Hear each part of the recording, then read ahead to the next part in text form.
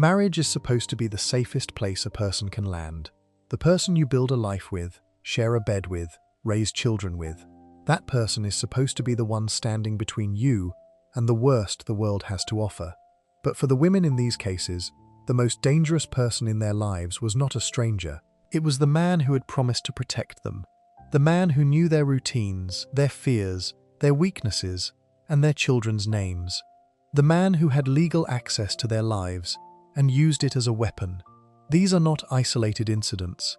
These are not rare explosions of passion that came from nowhere.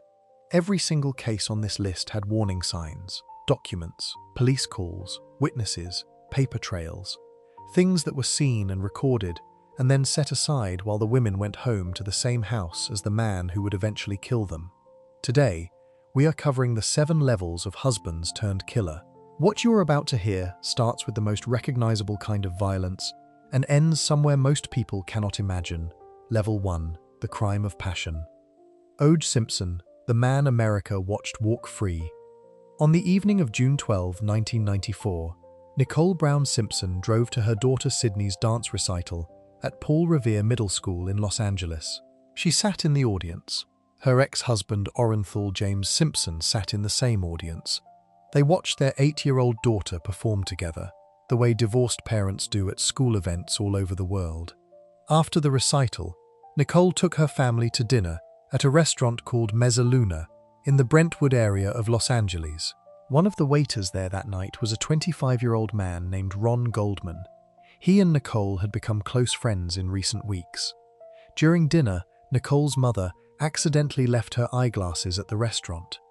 Ron Goldman volunteered to drop them off at Nicole's house after his shift ended. Nicole and her family went home.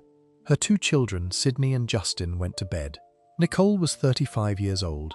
She had been living in a rented home on South Bundy Drive in Brentwood, about 1.5 miles from the house she used to share with O.J. Simpson. She had filed for divorce 2 years earlier. She had moved. She was raising her children. She was building a life that did not include him. Ron Goldman arrived at her home sometime after 10 o'clock that night to return her mother's glasses. He still had the glasses in his hand when his body was found. Shortly before midnight, a neighbor noticed Nicole's white Akita dog wandering the street alone with bloody paws. The neighbor followed the dog. It led him back to Nicole's home on South Bundy Drive. Nicole Brown Simpson was found lying outside near her front steps in a pool of blood, in a fetal position. Ron Goldman's body was found nearby in the bushes. Both had been stabbed. The medical examiner's report would later state that Nicole had been stabbed 12 times, with one wound to her neck so severe it nearly separated her head from her body. She had defensive wounds on her hands, meaning she fought back. Ron Goldman had been struck 20 times in total. Nicole's 2 children, Sydney and Justin, were still asleep upstairs in their beds. Based on the evidence at the scene, investigators believed the entire attack had lasted no longer than 5 minutes. Police secured the scene and drove to O.J. Simpson's estate on Rockingham Avenue, less than 2 miles away, to notify him of his ex-wife's death. Before they even knocked on the door, they noticed blood smears on the door of his white Ford Bronco parked outside. O.J. Simpson was not home. He had taken a late flight to Chicago that night. When he returned to Los Angeles the following morning and was brought to the police station, investigators noticed a deep cut on the middle finger of his left hand. He gave multiple different explanations for how he got it. To understand what happened on the night of June 12, 1994, you have to understand what Nicole's life looked like inside a marriage that most people watching from the outside never saw clearly. Orenthal James Simpson was born on July 9, 1947, in San Francisco. He grew up in a poor family, was diagnosed with rickets as a child which caused his legs to bow inward, and had to wear metal leg braces to walk normally. He overcame it and became one of the most gifted football players the sport had ever produced. At the University of Southern California, he won the Heisman Trophy in 1968, given to the best college football player in the country. He went on to play for the Buffalo Bills and later the San Francisco 49ers. In 1973, he became the first player in NFL history to rush for more than 2,000 yards in a single season. He was inducted into the Pro Football Hall of Fame in 1985. Off the field, he had an equally polished image. He appeared in Hertz rental car commercials that played constantly on television throughout the 1970s and 1980s, sprinting through airports in a suit. He had movie roles, he had broadcast work. To most of America, O.J. Simpson was famous, likable, and seemingly harmless. Nicole Brown was born on May 19, 1959, in Frankfurt, Germany. She grew up in California and was 18 years old when she met O.J. Simpson in 1977 at a restaurant in Beverly Hills where she worked as a waitress. He was 29. He was already famous. He was already married to his first wife, Marguerite, with whom he had 3 children. He pursued Nicole anyway, and the two began a relationship while he was still with his first family. They married on February 2, 1985. Nicole was 25. O.J. was 37. Their daughter Sydney was born that same year. Their son Justin was born in 1988. From the outside, they appeared to be exactly what America believed them to be: a beautiful family, a successful husband, a lucky wife. The reality Nicole was living was different. Prosecutors at the murder trial would later compile 62 documented incidents of abusive behavior by O.J. Simpson toward Nicole. Her own diary entries, which she kept locked in a safe deposit box, described the abuse reaching back as far as 1978, a year after they first met. She wrote about him calling her a fat pig while she was pregnant. She wrote about him demanding she get an abortion. She wrote about him smashing the windshield of her car with a baseball bat during an argument, with some accounts placing her inside the car at the time. Police had been called to their home for domestic violence-related incidents at least 8 times between 1986 and 1988 alone. Each time, no arrest was made.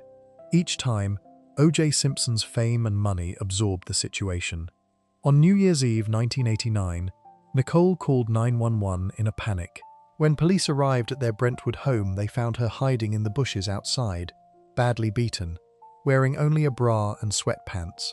An officer later testified that when she saw the police, she ran toward them screaming, "He is going to kill me! He is going to kill me!" She was wounded and bleeding. Simpson had been heard yelling in the background during the 911 call itself. He had punched her, slapped her, and kicked her. When the responding officer announced his intent to arrest Simpson, O.J. got into his car and drove away. He was later arrested and charged with spousal abuse. Nicole's parents reportedly encouraged her to drop the charges and reconcile with him. She did. O.J. pleaded no contest to 1 count of domestic violence. His sentence was 120 hours of community service, 2 years of probation, and a fine of $700. He was allowed to take his required counseling sessions by phone. The officer who responded the night Nicole was found in the bushes later said the case was a classic example of what not to do at the scene of a domestic violence call. Nicole asked her sister Denise to take photographs of her bruises after that night. She locked the photos in a safe deposit box along with a letter. She told Denise exactly where the photos were and made clear that if anything ever happened to her, those photos were proof. Despite the 1989 incident, the marriage continued. Nicole eventually filed for divorce in 1992, citing what the legal documents described as irreconcilable differences. She moved out, she took the children, she tried to build distance between herself and the man whose name she still legally carried. The distance did not hold. In October 1993, more than a year after the divorce was finalized, Nicole called 911 twice in the same night. Her voice on those recordings would later be played in a courtroom for millions of people to hear. She told the dispatcher her ex-husband had broken down her back door and was ranting in her front yard. She told the dispatcher he had taken her phone book. She said he was refusing to leave. When the dispatcher asked her who she was talking about, Nicole said, "It is O.J. Simpson. I think you know his record." In the background of that call, O.J. could be heard shouting about a man Nicole had previously dated, screaming about her children, telling her he had done nothing wrong. In the months before her death, Nicole told her friend Kris Jenner, "Things are really bad between O.J. and me, and he is going to kill me, and he is going to get away with it." In June 1994, just days before her death, Nicole called a women's shelter called Sojourn House. She was considering staying there because she was afraid of what her ex-husband might do. She had been refusing his repeated attempts to get back together. She had told him the relationship was over for good. According to prosecutors, The final rejection came in May 1994. After that, something in O.J. Simpson shifted.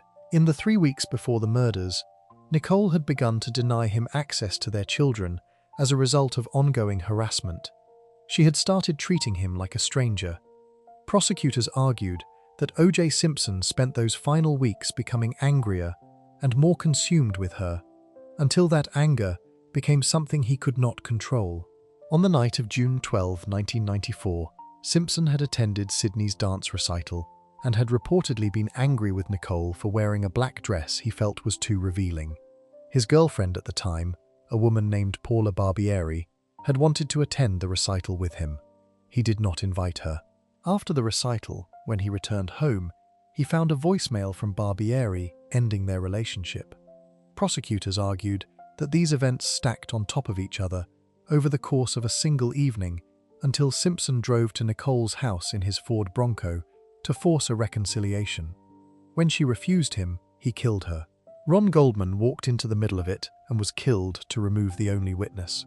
The entire attack, based on the evidence at the scene, lasted approximately 5 minutes.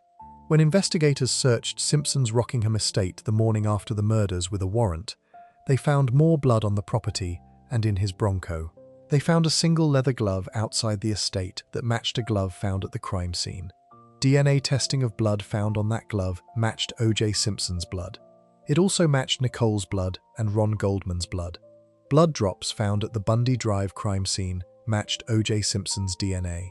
Nicole's blood was later found on a pair of socks discovered in Simpson's bedroom. DNA at the time was still relatively new in courtrooms, and many people did not fully understand it yet. Prosecutors stated that only one person in 170 million would match the DNA found in the blood at the crime scene. O.J. Simpson matched. On June 17, 1994, prosecutors formally charged O.J. Simpson with 2 counts of first-degree murder and asked him to surrender to police by 11 o'clock that morning. He did not turn himself in. Instead, at around 6 o'clock that evening, a white Ford Bronco was spotted on the Los Angeles freeways. Simpson was in the back seat. His longtime friend Al Cowlings was driving. O.J. Simpson had a gun to his own head. Every major television network cut away from their regular programming to follow the Bronco live. Game 5 of the 1994 NBA Finals was interrupted mid-broadcast. An estimated 95 million Americans watched the slow-speed chase in real time. People lined the highway overpasses holding signs supporting Simpson. Cowlings spoke to police negotiators on a cell phone while Simpson sat in the back, at times breaking down and telling the negotiator he just wanted to go to Nicole's grave. A police detective who stayed on the phone with Simpson during the chase later said Simpson told him he was the only one who deserved to get hurt. After approximately 90 minutes, the Bronco pulled into Simpson's Rockingham estate. After a standoff, Simpson surrendered and was placed under arrest. Police found a loaded revolver in the car, along with a passport, a disguise, and approximately $8,000 in cash. He was placed on suicide watch in the Los Angeles County Jail. His trial began on January 24, 1995. It lasted 252 days. It was televised in full and became the most watched criminal trial in American history. Simpson's legal team, which the press referred to as the Dream Team, included attorney Johnny Cochran, attorney F. Lee Bailey, and attorney Robert Shapiro, among others. Their strategy centered on arguing that the evidence had been contaminated by careless handling in the police lab, and that the lead detective on the case, Mark Fuhrman, was a racist who may have planted evidence. Fuhrman had been recorded making deeply offensive racial statements, and when confronted about it on the stand, he invoked his Fifth Amendment right not to answer, meaning he refused to respond to questions to avoid potentially incriminating himself. The prosecution played the recordings of Nicole's 911 calls in the courtroom. The jury heard her voice. They heard her fear. They heard O.J. in the background. Prosecutors displayed photographs of Nicole's injuries from 1989. The jury saw what her face looked like after he was done with her. During one of the most watched moments in the trial's history, prosecutor Christopher Darden asked O.J. Simpson to try on the leather gloves found at both the crime scene and his estate. Simpson pulled them onto his hands in front of the jury and appeared to struggle, stating they were too tight. Johnny Cochran built his entire closing argument around this moment, telling the jury in a phrase that was replayed everywhere for years afterward, "If it doesn't fit, you must acquit." On October 2nd, 1995, after 252 days of testimony, the jury began deliberating. They reached a verdict in less than 4 hours. On October 3rd, 1995, an estimated 150 million Americans were watching television or listening to the radio when the verdict was read. O.J. Simpson was found not guilty on both counts of murder. He was a free man. The reaction in the country split almost entirely along racial lines. Polls taken at the time showed that 75% of white Americans believed he was guilty. Around 70% of black Americans believed he was not. The verdict divided the country in a way that very few single moments in American history had managed to do. O.J. Simpson walked out of the courthouse. He attended a party that evening. Nicole's family sat with the verdict alone. Fred Goldman, Ron Goldman's father, wept in open court. In the years that followed, he made it his mission to ensure Simpson never profited from the murders financially. Ron Goldman's father later said that the jury simply did not do their job. In 1996, the families of Nicole Brown Simpson and Ron Goldman sued O.J. Simpson in civil court for the wrongful deaths of their loved ones. The civil trial was not televised. The jury in the civil case did not have to decide guilt beyond a reasonable doubt, only whether it was more likely than not that Simpson was responsible. That jury took far less time to reach their conclusion. In February 1997, O.J. Simpson was found liable for the deaths of both Nicole Brown Simpson and Ron Goldman. He was ordered to pay $33.5 million in damages to their families. He moved to Florida shortly afterward, a state with laws that made it much harder for creditors to take money from him. He avoided paying the vast majority of what he owed for the rest of his life. In 2007, in a Las Vegas hotel room, Simpson led a group of men in an armed confrontation to recover sports memorabilia he claimed had been stolen from him. He was arrested and charged with multiple crimes, including armed robbery and kidnapping. On October 3, 2008, exactly 13 years to the day after his criminal acquittal in the murder trial, O.J. Simpson was convicted of armed robbery and kidnapping in a Nevada court. He was sentenced to up to 33 years in prison. He served 9 years before being granted parole in July 2017. In 2018, a television network aired a special in which O.J. Simpson described, in what he called a hypothetical account, what might have happened on the night of June 12, 1994, if he had been the one responsible. He described showing up at Nicole's house. He described what happened next. He smiled while he described it. On April 10, 2024, Orenthal James Simpson died of prostate cancer at his home in Las Vegas at the age of 76. He had never faced criminal consequences for the deaths of Nicole Brown Simpson and Ron Goldman. The $33.5 million civil judgment against him remained almost entirely unpaid. Nicole's family has never received what the court said they were owed.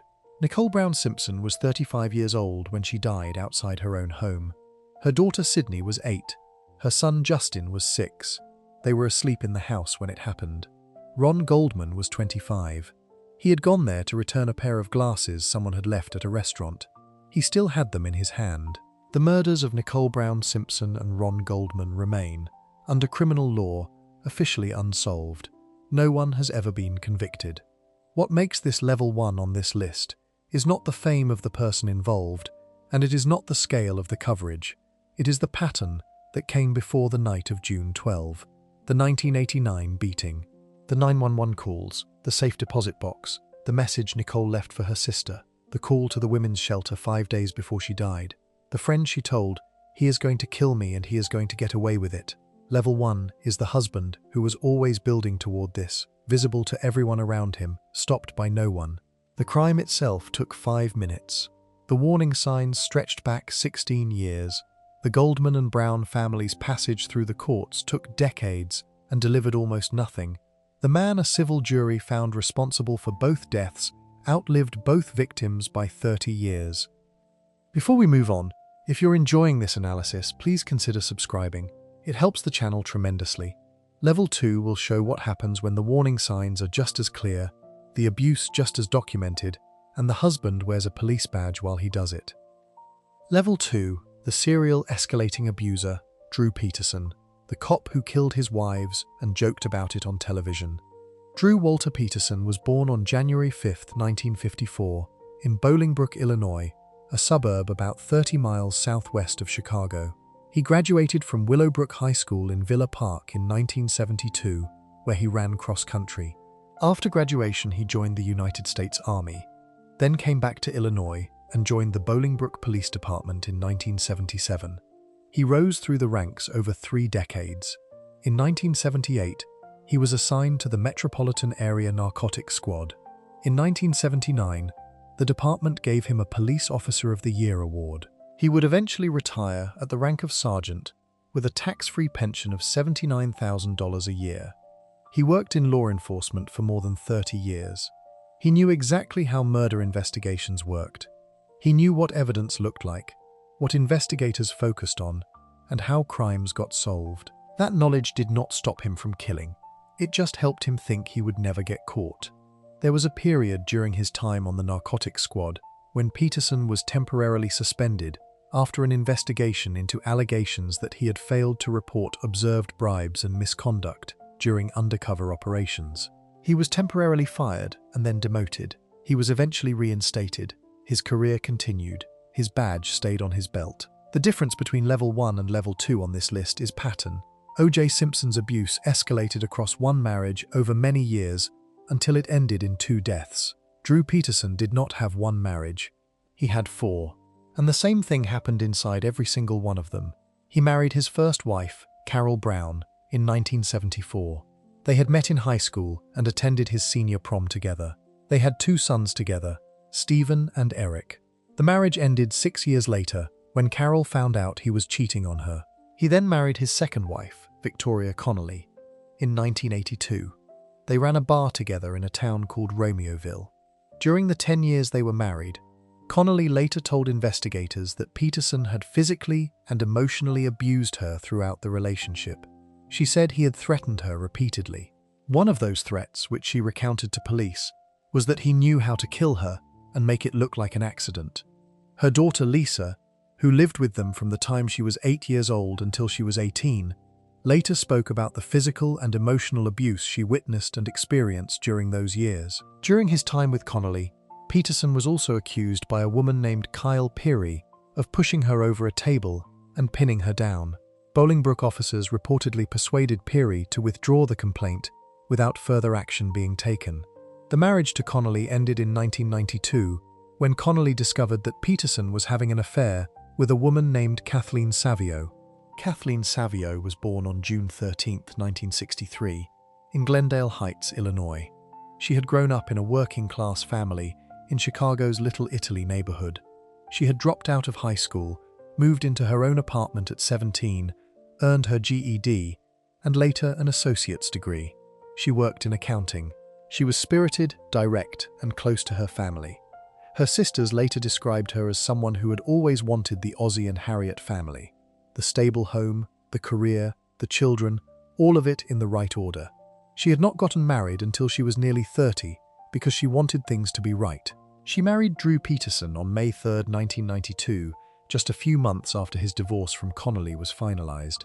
They had 2 sons together, Thomas, born January 5, 1993, and Christopher, born August 8, 1994. They also co-owned a tavern called Suds Pub in Montgomery, Illinois. Kathleen kept the books for it. They took vacations, including one trip to Hawaii. From the outside, the marriage looked like what she had always wanted.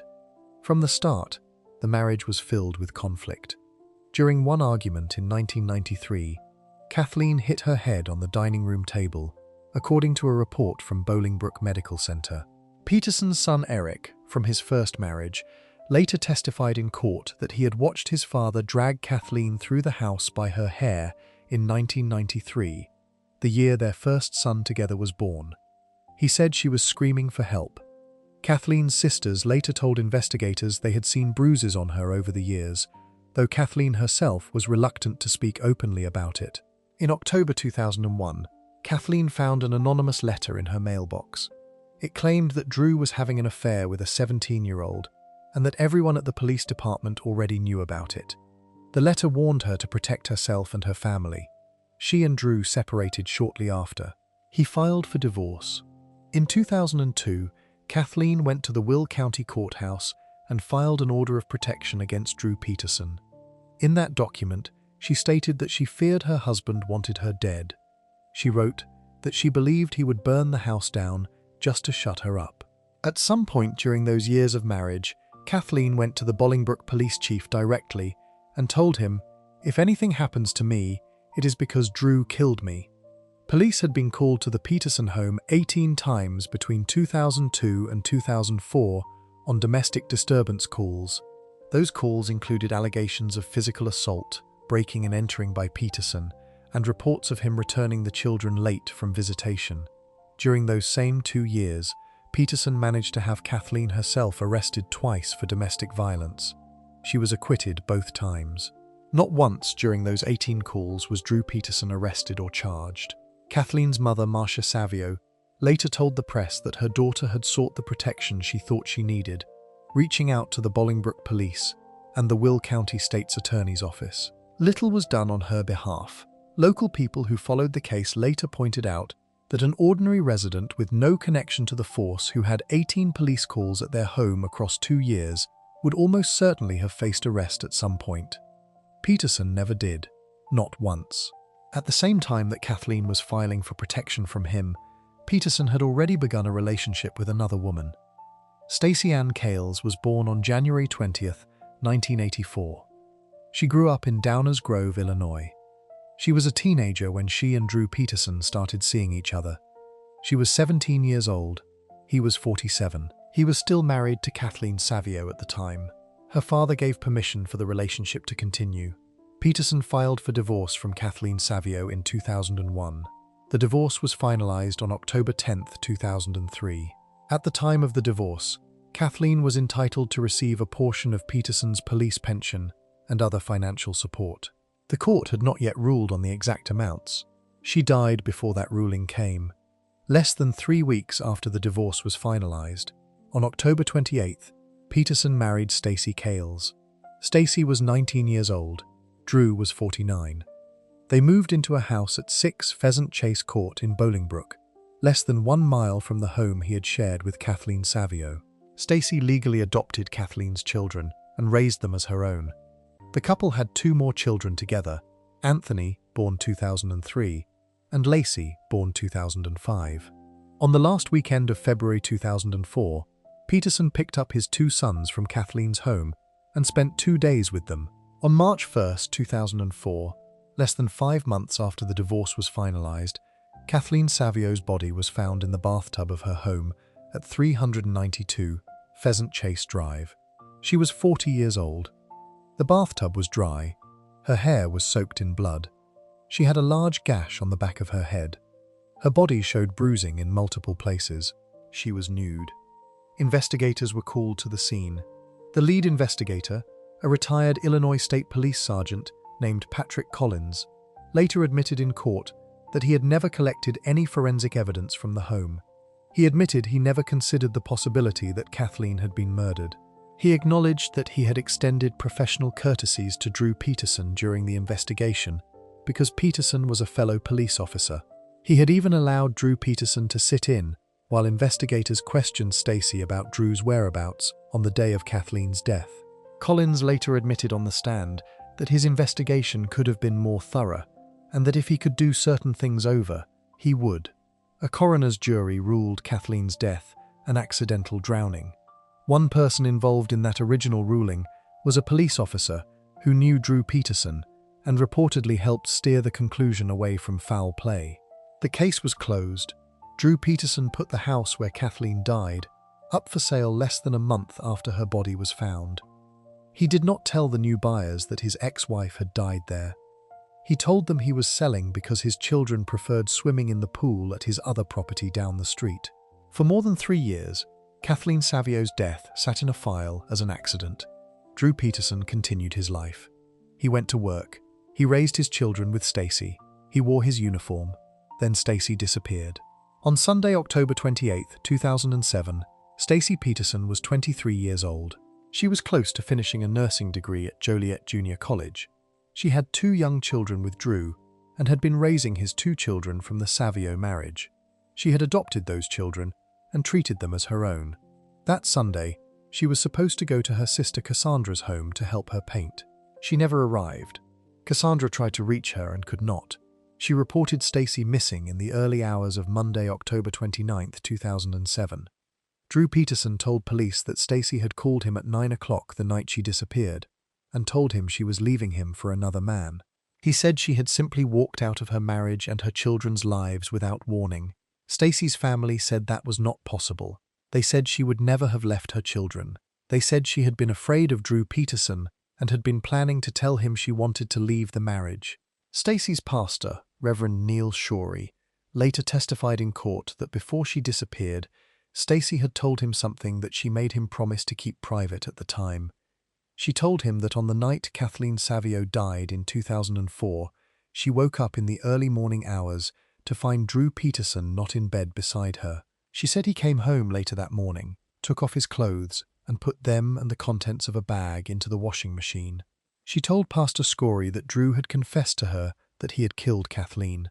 She said he had taught her how to lie to police if they ever came around asking questions.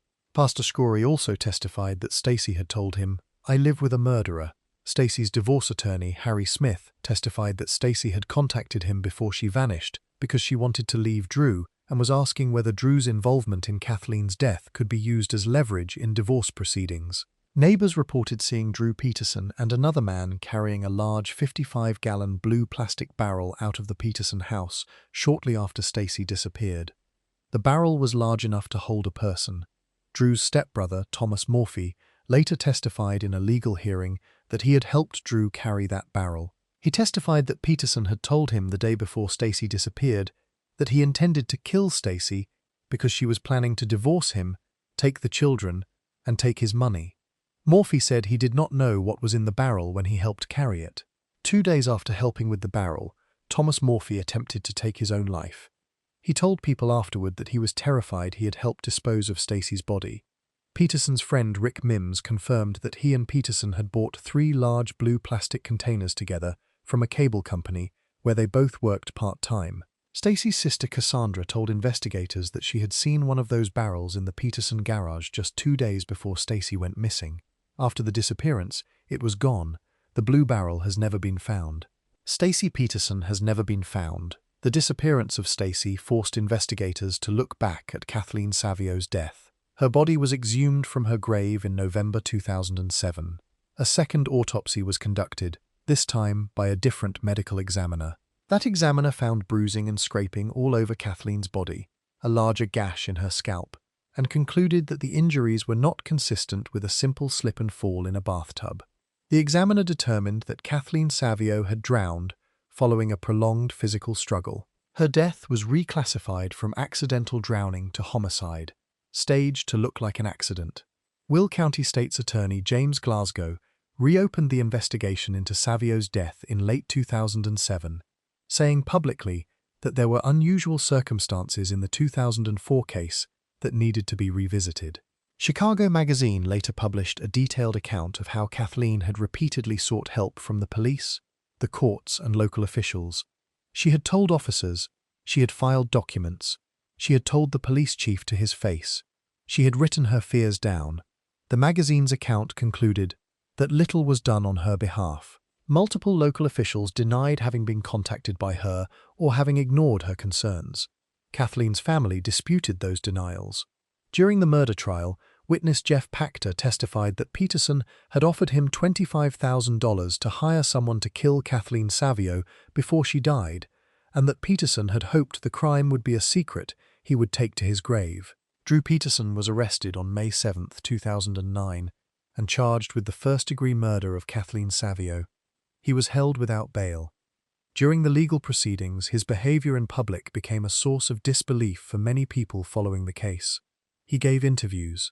He appeared on national television programs. He joked.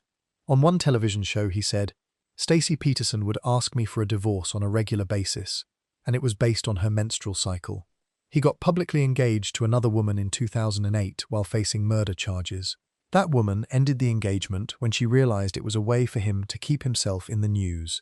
In January 2012, a Lifetime television movie called Drew Peterson, Untouchable aired, with actor Rob Lowe playing Peterson and actress Kaylee Cuoco playing Stacy. Peterson appeared to enjoy the attention his case was generating. Glasgow, the prosecutor, called him a coward and a bully. Because both Kathleen Savio and Stacy Peterson were unavailable to testify, one dead and one missing, prosecutors faced a serious problem in building their case. The state of Illinois passed new legislation specifically to address this situation. The law, which became known as Drew's Law, allowed statements made by unavailable witnesses to be used at trial if it could be proven that the person charged had made those witnesses unavailable through their own actions. This meant that what Stacy had told her pastor, her divorce attorney, and others could be read into the courtroom record. Jurors later admitted that without those hearsay statements from Stacy, they likely would have acquitted Peterson. The trial began in the summer of 2012. Jurors heard about the bruises on Kathleen's body. They heard about the injuries that did not match a fall. They heard what Stacy had told the people she trusted before she vanished.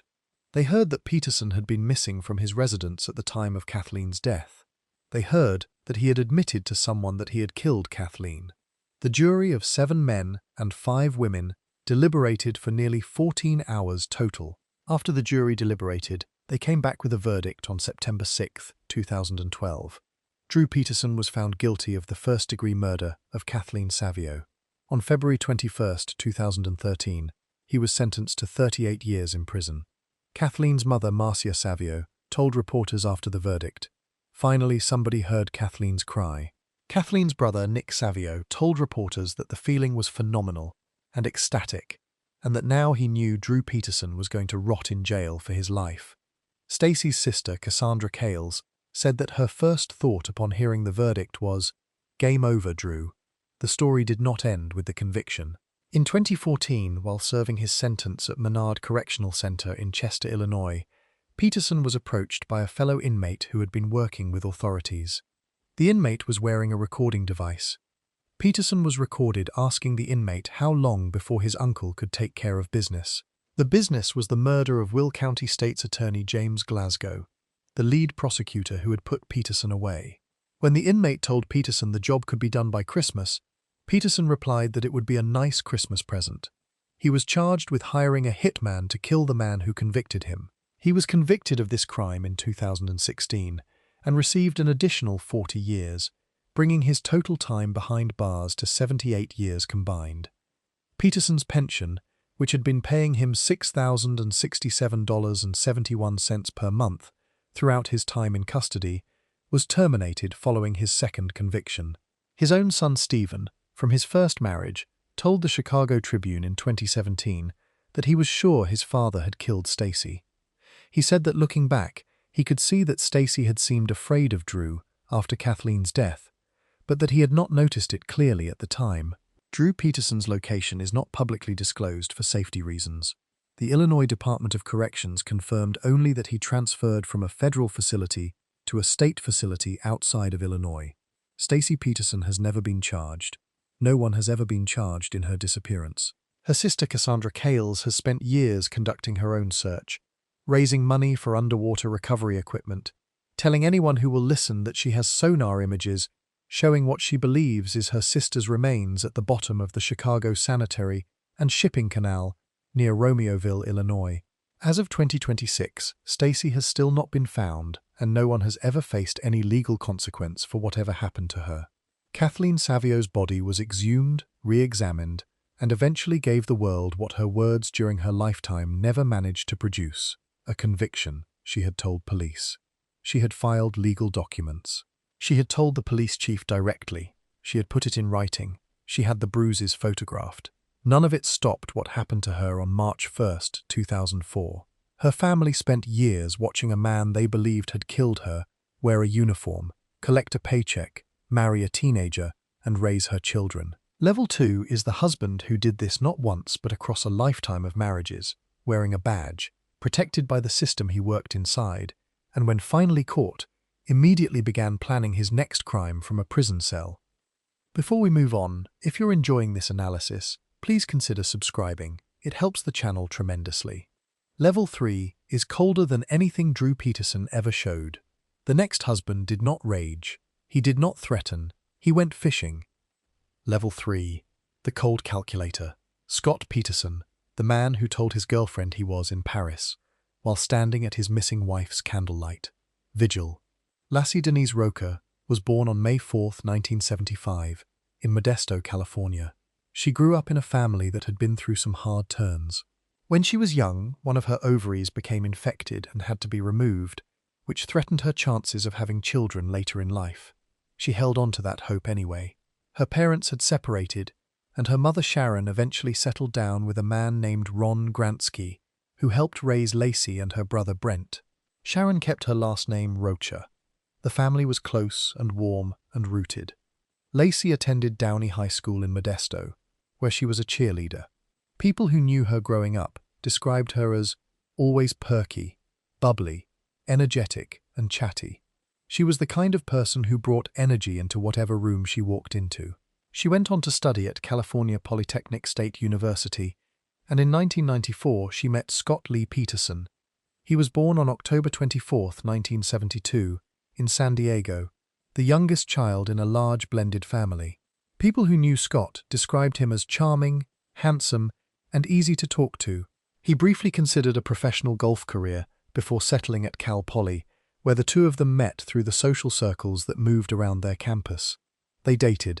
They fell for each other. In 1997, shortly after they both graduated, they got married.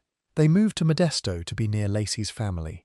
Scott took a job as a fertilizer salesman, which involved frequent business trips throughout California. They bought a house at 523 Covina Avenue in October 2000, paying $177,000 for it, and spent time fixing it up together. Lacey worked for a period as a substitute teacher. By 2002, after some difficulty conceiving, Lacey became pregnant with their first child. She learned the baby would be a boy. They named him Connor. They decorated the nursery with a nautical theme. Lacey was overjoyed. Friends who knew both of them later recalled that Scott had seemed considerably more ambivalent about the pregnancy than Lacey was, though at the time nobody thought much of it. On the surface, Scott and Lacey Peterson were exactly what they appeared to be: a young couple, a first pregnancy, a house in a neighborhood where they knew their neighbors and decorated for Christmas. Lacey's family loved Scott. Her mother Sharon said that when Scott walked into their lives, she welcomed him with everything she had. Sharon later described the last night she saw Lacey alive. She said that during that visit, Lacey had leaned toward her and told her that Scott did not like to feel the baby kicking. She said Lacey had asked him multiple times to place his hand on her stomach when the baby moved, and he had never wanted to do it. Sharon said that bothered her. That was the last time she saw her daughter. On November 20th, 2002, 5 weeks before Lacey disappeared, Scott Peterson went on a blind date with a 27-year-old massage therapist from Fresno named Amber Frey. A mutual friend had set them up. Frey was a single mother. She later said the friend told her Scott was looking to meet the one. On the night they met, Scott told Amber Frey he was not married. She said he was good-looking, funny, and attentive. She said he was all the things any woman would want. Scott took Amber to a holiday party on December 14, while Lacey attended a separate gathering with her own friends. Scott and Amber were photographed together at that party. On December 9, 2002, 15 days before Lacey Peterson disappeared, Scott called Amber Frey and told her something. He told her he had lost his wife and that the upcoming holidays would be his first without her. Lacey was alive when he said this. She was 8 months pregnant. She was home on Covina Avenue. On the morning of December 23rd, Lacey spoke with her mother Sharon by phone about plans for their upcoming Christmas Eve family dinner. It was a normal call. Lacey was looking forward to it. The following morning, Christmas Eve, Scott told police he woke up, made a phone call, watched a Martha Stewart cooking segment on television with Lacey about meringue cookies, and then left the house around 9:30 or 10 in the morning to make a brief stop at his warehouse before driving about 90 miles to the Berkeley Marina to go fishing on San Francisco Bay in a 14-foot aluminum boat he had purchased just weeks earlier. He told police Lacey had been planning to mop the kitchen floor and walk the dog that morning. Investigators later noted that the family's housekeeper had cleaned the house the previous day, making Lacey's supposed plan to mop somewhat unusual.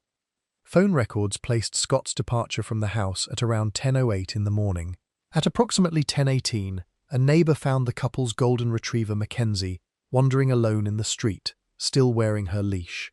The neighbor locked the dog in the Petersons' backyard. Scott returned home around 5 o'clock that afternoon. He ate some pizza, did a load of laundry consisting only of the clothes he had worn that day, even though the laundry basket was described as overflowing, and then called Sharon Rocha around 5:47 to say that Lacey was missing. That evening, Lacey's stepfather, Ron Gransky, filed a missing persons report with the Modesto Police Department. Lacey Peterson was 27 years old and 8 months pregnant when she disappeared. The search that followed was enormous. Volunteers, family, law enforcement, and the community spread across Modesto looking for her. Flyers went up. News cameras arrived. Lacey's family appeared publicly to beg for information. Lacey's father, Dennis Rocha, broke down crying at a press conference over the podium, begging for her return. Scott appeared publicly too. He stood in front of cameras. He asked for his wife to come home. He joined the searches. A local news reporter later recalled the contrast between the grief on the faces of Lacey's family and the demeanor of Scott. Investigators noticed it too. Retired Detective John Bueller later said that Scott did not fire questions at police the way a person desperately searching for a loved one normally would. Bueller said he and his partner were struck by it almost immediately. Within days, Modesto police discovered something. On December 30th, 2002, 6 days after Lacey went missing, a woman named Amber Frey called the Modesto Police Department hotline. She had seen Scott Peterson's name and photograph in the news coverage of the search for his missing wife, and recognized him immediately. She told police she and Scott had been in a romantic relationship since late November.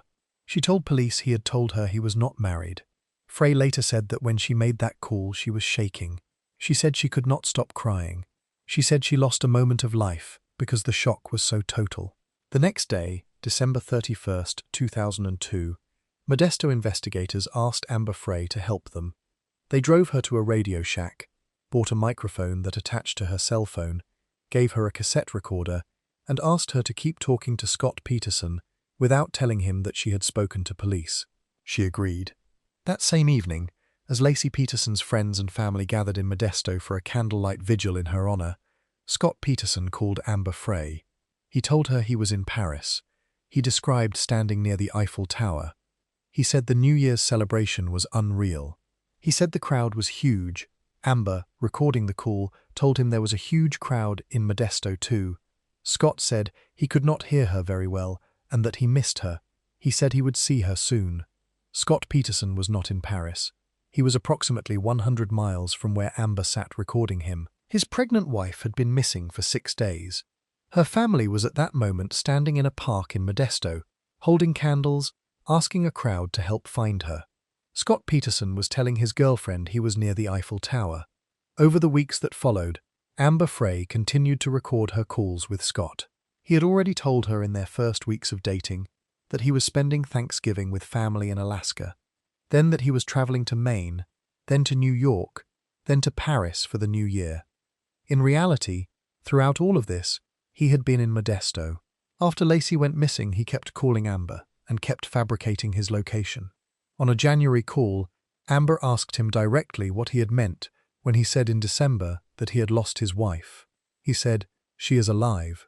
A few minutes later, in the same call, he confirmed that he had told her his wife was gone. He said he could not explain it. He said he could not talk about it right then. In January 2003, on one of the recorded calls, Amber asked Scott why he had told her before Christmas that he had lost his wife when his wife was not yet gone. He responded, "There are different kinds of loss." Investigators had been watching Scott closely since the first days of the investigation. Detectives noted his behavior was strange. When Lacey's mother Sharon came to East Laloma Park during a search and called out to Scott, he did not acknowledge her. He angled away when she tried to hug him. He failed to attend at least one vigil for Lacey. Multiple witnesses said he had shown little visible emotion about his wife's disappearance. 3 witnesses testified that after the disappearance, Scott told them he had been golfing on Christmas Eve, not fishing, which directly contradicted what he told police. Prosecutors argued Scott had told those witnesses the truth by accident, that the fishing story was something he had prepared, and that when speaking casually, he occasionally slipped into saying golf. Scott had a membership at a local country club called Del Rio Country Club, and at least one person who knew him assumed he would be playing golf on Christmas Eve based on prior conversations. The fishing trip, to a marina 90 miles away in a boat he had just bought, was something several people close to Scott said was out of character for him. In the weeks after Lacey vanished, Scott sold her car. He called a realtor and expressed interest in selling the house he shared with Lacey, telling the realtor he did not want Lacey to have to live there anymore. He added 2 pornographic television channels to his cable service. He had a tracker on his vehicle placed by police without his knowledge, which showed he was driving around the Modesto area, not traveling anywhere he told Amber he was. Prosecutors also argued Scott had made homemade cement anchors in his warehouse in the weeks before Christmas, and that he had used them to weigh Lacey's body down after dumping her in San Francisco Bay from the same boat he had just purchased. On January 24, 2003, a month after Lacey disappeared, Amber Frey held a press conference. She said, "Scott told me he was not married. We did have a romantic relationship." She said she was very sorry for Lacey's family and the pain that all of this had caused them. The revelation hit the country hard. Here was a man whose pregnant wife had been missing for a month, who had been on television asking for her safe return, and who had spent that entire month lying to a girlfriend about being in Paris and Alaska and Maine. Lacey's brother, Brent Rocha, confronted Scott by phone the morning that Amber's story broke publicly. On that recorded call, Scott told Brent he had been trying to find a copy of the National Enquirer to see what the article said. Sharon Rocha told investigators at that point that she believed Scott had killed her daughter. 3 months passed with no sign of Lacey. Then, on April 13, 2003, 2 people walking their dog at a tidal flat along the shore of San Francisco Bay at a location called Point Isabel in Richmond, California, found the body of a male fetus. The following day, April 14th, a jogger spotted a woman's decomposing torso in the rocks along the same shoreline, approximately 1 mile from where the baby was found. The bodies were in a severely decomposed state. The woman's torso was missing its head and limbs. DNA testing confirmed both were Lacey Peterson and her unborn son, Connor. The location where they washed up was just a few miles from the Berkeley Marina, where Scott had told police he went fishing on Christmas Eve. On April 18, 2003, 4 days after the bodies were identified, police located Scott Peterson at a golf course in the San Diego area. He was arrested. When detectives inventoried his car, they found approximately $15,000 in cash, 4 cell phones, his brother's ID card, his sister's credit card, camping and survival gear, multiple changes of clothing, knives, a rope, and children's books. His hair had been dyed blonde, and he had grown a goatee. Police had placed a tracker on his vehicle and had been monitoring his movements because they were concerned he was preparing to cross into Mexico. Scott's family said he was staying with friends and had dyed his hair to avoid media attention, and that he had his brother's ID because it gave him a discount at the golf course. Scott Peterson was charged with first-degree murder for the death of Lacey and second-degree murder for the death of Connor. He pleaded not guilty. Because media coverage in Modesto had been so intense for so long, the judge moved the trial from Modesto to Redwood City in San Mateo County. The trial began on June 1, 2004. It lasted 5 months. The lead prosecutor was Rick DiStaso. Scott was represented by high-profile attorney Mark Geragos, who had previously represented other well-known clients. Amber Frey hired her own attorney, Gloria Allred, to represent her interests. Amber Frey was the prosecution's most important witness. She took the stand in August 2004. Jurors listened to recordings of her calls with Scott.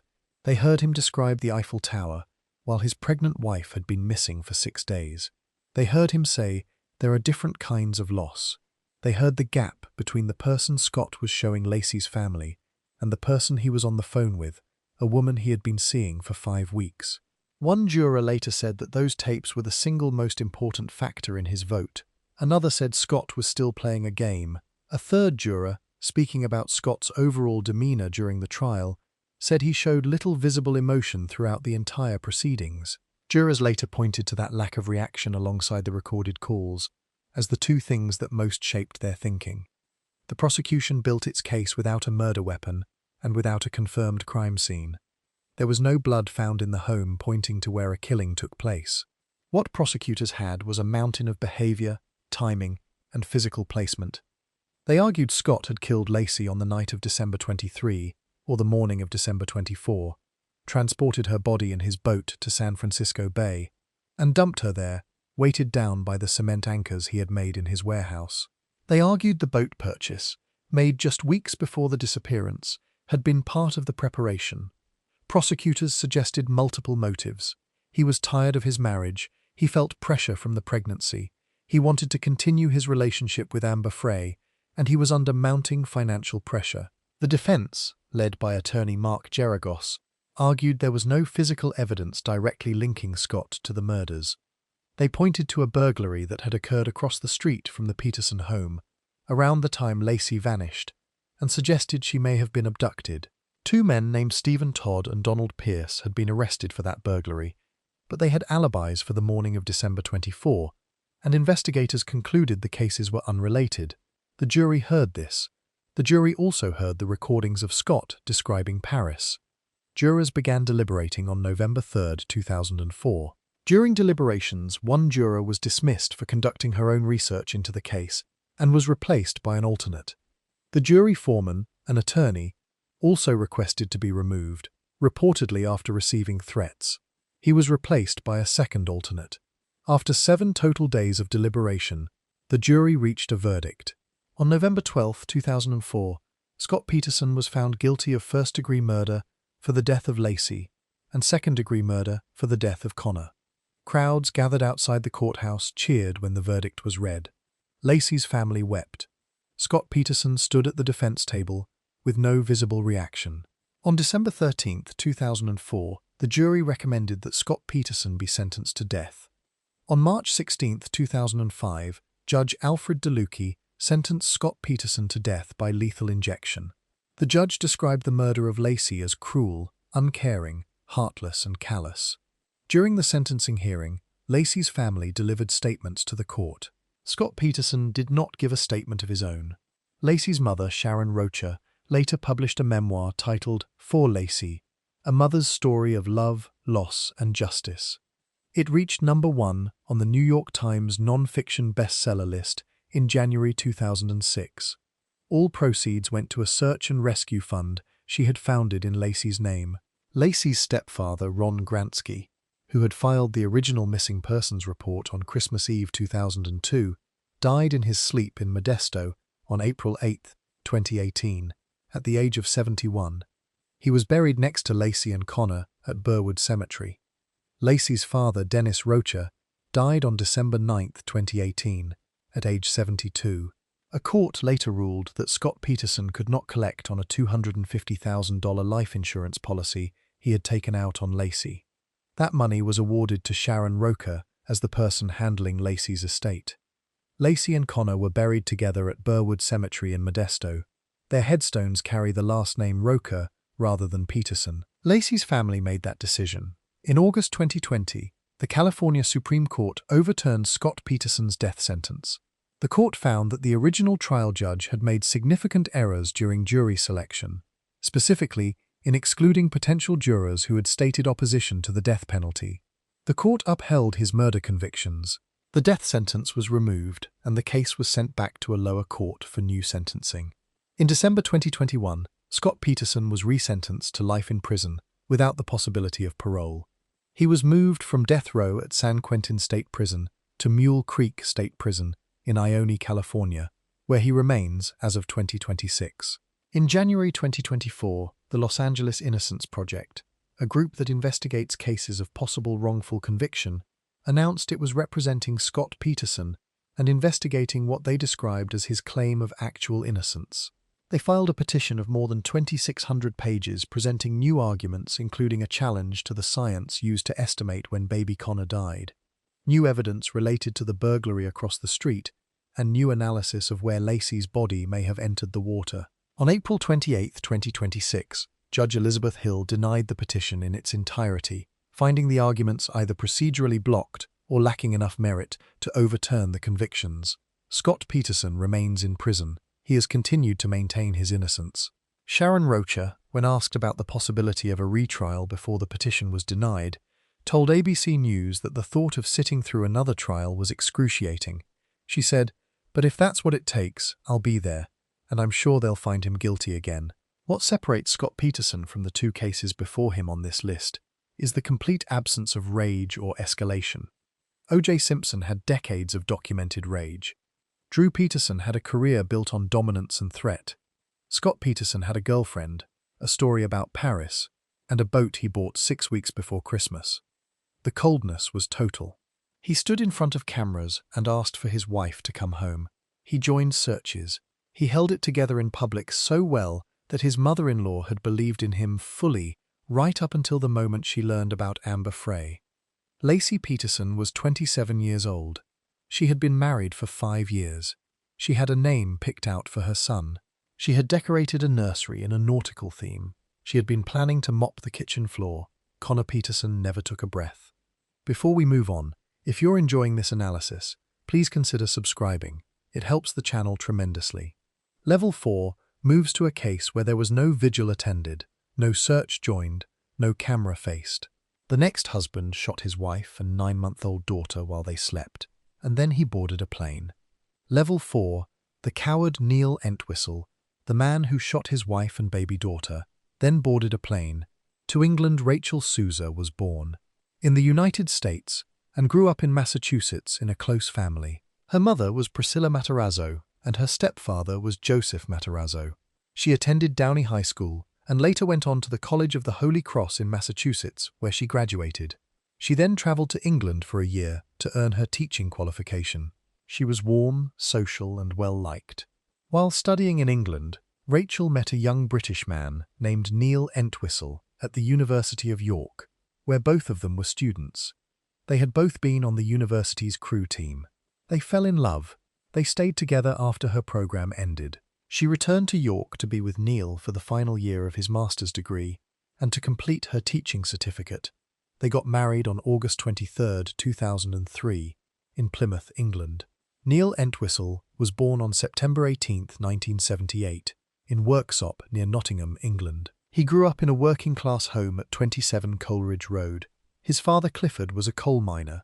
His mother Yvonne was a cook at a school canteen. He had a younger brother named Russell. He was smart. He studied electronic engineering at the University of York and earned a master's degree. After marrying Rachel, he found a job with a company called Quinetti Cuke in Malvern, and the couple set up their first home together, a rented 3-bedroom house in Droitwich Spa in Worcestershire, roughly midway between his workplace and the Catholic high school in Redditch, where Rachel taught English, drama, and theatre studies. Neighbours who knew them in Droitwich remembered them as an attractive young couple. One neighbour recalled Neil proudly pushing their daughter in a pram along the bank of a nearby river. They appeared, to the people around them, to be a couple building something real. Alongside his job at Quinetti Q, Neil had been running a series of online businesses through eBay and various internet platforms, selling digital products including software bundles and ebooks. He had registered Rachel as a co-director of a company called SR Publications, though how much she was actually involved in the operation was never made clear. For a period, the eBay operation functioned well enough.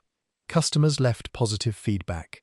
Then, beginning in early January 2006, the tone of the feedback changed sharply. Customers began posting complaints that they had paid for products and received nothing, that the seller had gone silent, that they had been robbed. The eBay account for SR Publications was suspended. Neil Entwistle, it appeared, had simply stopped responding to his online customers and logged out of that part of his life entirely. The timing of that collapse aligned almost exactly with the days leading up to the murders. On April 9, 2005, Rachel gave birth to their daughter. They named her Lillian Rose. Lillian was nicknamed Lily Bean by the family. Rachel's parents back in Massachusetts, Priscilla and Joseph, fell in love with the baby from the photographs and videos Rachel shared with them constantly. They wanted to see more of their granddaughter. Rachel and Neil decided to move to the United States to be closer to her family. They arrived in Massachusetts and stayed with Rachel's parents in Carver for several months while they looked for their own place. In January 2006, they found a house to rent in Hopkinton, Massachusetts, a small town 26 miles west of Boston. The house had 4 bedrooms. The rent was $2,700 a month. They had furnished it with new items, including a 4-poster bed, and charged much of it to credit cards. They had been living there for 10 days when the murders happened. Rachel was 27 years old. Lillian was 9 months old. What almost no one around them knew at the time was that Neil Entwistle's life, underneath the surface, was in serious trouble. He had not been employed since September 2005. He had told Rachel and others that he was earning $10,000 a month through an offshore account set up by a previous employer in the United Kingdom. That account did not exist. He had no such income. He had accumulated more than $30,000 in credit card debt. He was also under investigation by eBay for multiple fraudulent transactions he had carried out through the platform. The family was paying $2,700 a month in rent on a house in a new country, with a new 4-poster bed and new furniture charged to cards, and the man responsible for supporting them had no income, mounting debt, online businesses, collapsing into complaints of fraud, and a growing pile of lies he had been telling to maintain the appearance of a stable life. Rachel, by all accounts, believed the offshore account was real and that her husband had money. She had no reason to think otherwise. He had never given her one. In the days before January 20th, 2006, Neil Entwistle sat at his computer and searched the internet. He searched for a website that described how to kill people by various methods. He searched for how to commit suicide. He searched for how to kill someone with a knife. He searched for euthanasia. He also searched for escort services in his local area, including several by name. Rachel had plans for the weekend of January 20. She had spoken to her mother Priscilla on the phone the evening of Thursday, January 19. She was excited. She had invited her mother and her best friend to come over and see the new house. It was a new home in a new country, and she wanted to show it to the people she loved. She was looking forward to the weekend. At some point on the morning of Friday, January 20th, 2006, Neil Entwistle went to Rachel's parents' home in Carver and took a .22 caliber Colt revolver from his father-in-law Joseph Matarazzo's collection. Without asking permission, he brought it back to Hopkinton. Rachel and Lillian were in the master bedroom. In the new 4-poster bed the couple had just bought, Lillian was lying beside her mother. They appear to have been asleep or resting. Neil Entwistle shot Rachel in the forehead at close range. The bullet that killed Lillian passed through her abdomen and came to rest above Rachel's left breast, meaning Lillian was lying against her mother when the shot was fired. The bullets were .22 caliber, an extremely small round.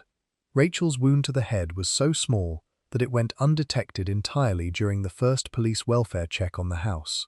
It took investigators and forensic chemists several hours during the formal investigation to determine that Lillian had also been shot. Her gunshot wound only became visible after her mother's body had been moved. After the shootings, Neil Entwistle covered Rachel and Lillian's bodies with a duvet. He drove back to Carver and returned the gun to his father-in-law's house. He then drove to Logan International Airport in Boston. At approximately 5 o'clock in the morning, on January 21, he purchased a one-way ticket on British Airways. He boarded a flight at 8:15 that morning and flew to England. He did not call 911. He did not call Rachel's parents. He did not call anyone. When Neil arrived back in England, he went to his parents' home in Worksop. He also met up with 2 old university friends, Ben Pryor and Dashiell Munding, and told them he had come home to find his wife and daughter dead. The 3 of them went drinking together. They went to see a movie. They talked about helping Neil find a place to live in England. At trial, both Pryor and Munding testified about their time with Neil in London in those days after the murders. Their testimony described a man who had left his dead wife and baby daughter in Massachusetts and was going to the cinema with friends. Rachel's mother Priscilla was expecting to come to the house that weekend to see her daughter and granddaughter. She could not reach Rachel by phone. By the evening of January 21, she was worried enough to contact police. Officers went to the Hopkinton house and conducted a welfare check. They walked through the home. They looked around. Rachel and Lillian were in the master bedroom, their bodies covered by the duvet. The officers missed them entirely. They filed a report and left. The following evening, January 22nd, police returned for a second and more thorough search. This time they found Rachel and Lillian in the master bedroom, lying close together under the bedding. Rachel's mother and stepfather were told that evening. Neil Entwistle was at his parents' house in Worksop, England, when a Massachusetts State Police trooper named Robert Manning called him on January 23. The call lasted 2 hours and was recorded. Entwistle told the trooper that on the morning of the murders, he had left the house around 9 in the morning to run an errand, and that Rachel and Lillian had been alive and well in the bed when he left. He said that when he came back, around 11 in the morning, he found them both shot. He told the trooper he could see a gunshot wound on Lillian's body and blood around her mouth. He said his first reaction was to get a knife and kill himself, but he could not go through with it. He said he then drove to his in-laws' house to get a gun to kill himself, but could not get in. He said he was unable to reach his mother-in-law. He said he flew to England because he wanted to see his parents. He did not call police. He did not call an ambulance. He did not call Rachel's parents, who were less than an hour away and had no idea their daughter and granddaughter were dead. He said he found his wife and baby shot in their bed, and his response was to cover them up, drive to his in-laws, fail to get in, and then fly to England on a one-way ticket he had purchased before dawn. When the state trooper told Entwistle during that 2-hour phone call that the deaths were being treated as suspicious, Entwistle's recorded response was a single word. He said, "Okay." Investigators found his fingerprints on the gun from Joseph Matarazzo's collection. Forensic testing linked that same .22 caliber revolver to both Rachel and Lillian's wounds. The gun had been in the Matarazzo home. Neil Entwistle had been to that home. The gun had gone missing and come back. His fingerprints were on it. Prosecutors at trial also presented Entwistle's internet search history from the days before the murders, including the searches for how to kill people, how to commit suicide, and the escort services near his home. Rachel's stepfather, Joseph Matarazzo, was called to testify at trial. He told the jury about a phone call he had with Neil Entwistle in the days after the murders, when they were discussing funeral arrangements. During that conversation, Entwistle told Matarazzo that Rachel and Lillian should be buried together. His reason, as he stated it to the man whose stepdaughter he had just killed, was, "Because that is the way I left them." In that same conversation, when Matarazzo asked what had happened, Entwistle said, "I do not know how it got this way. I was only gone for a couple of hours. Someone shot them." On February 1, 2006, more than 500 people gathered at the church in Plymouth, England, where Lillian had been baptized just 7 weeks earlier. They came to say goodbye to Rachel and her baby daughter. Neil Entwistle did not attend his wife and daughter's funeral. He stayed inside his parents' home in Worksop and avoided the press. Rachel's family issued a statement through a family friend, former state trooper Joe Flaherty. Flaherty became a voice for the family throughout the entire case and later attended every single court date.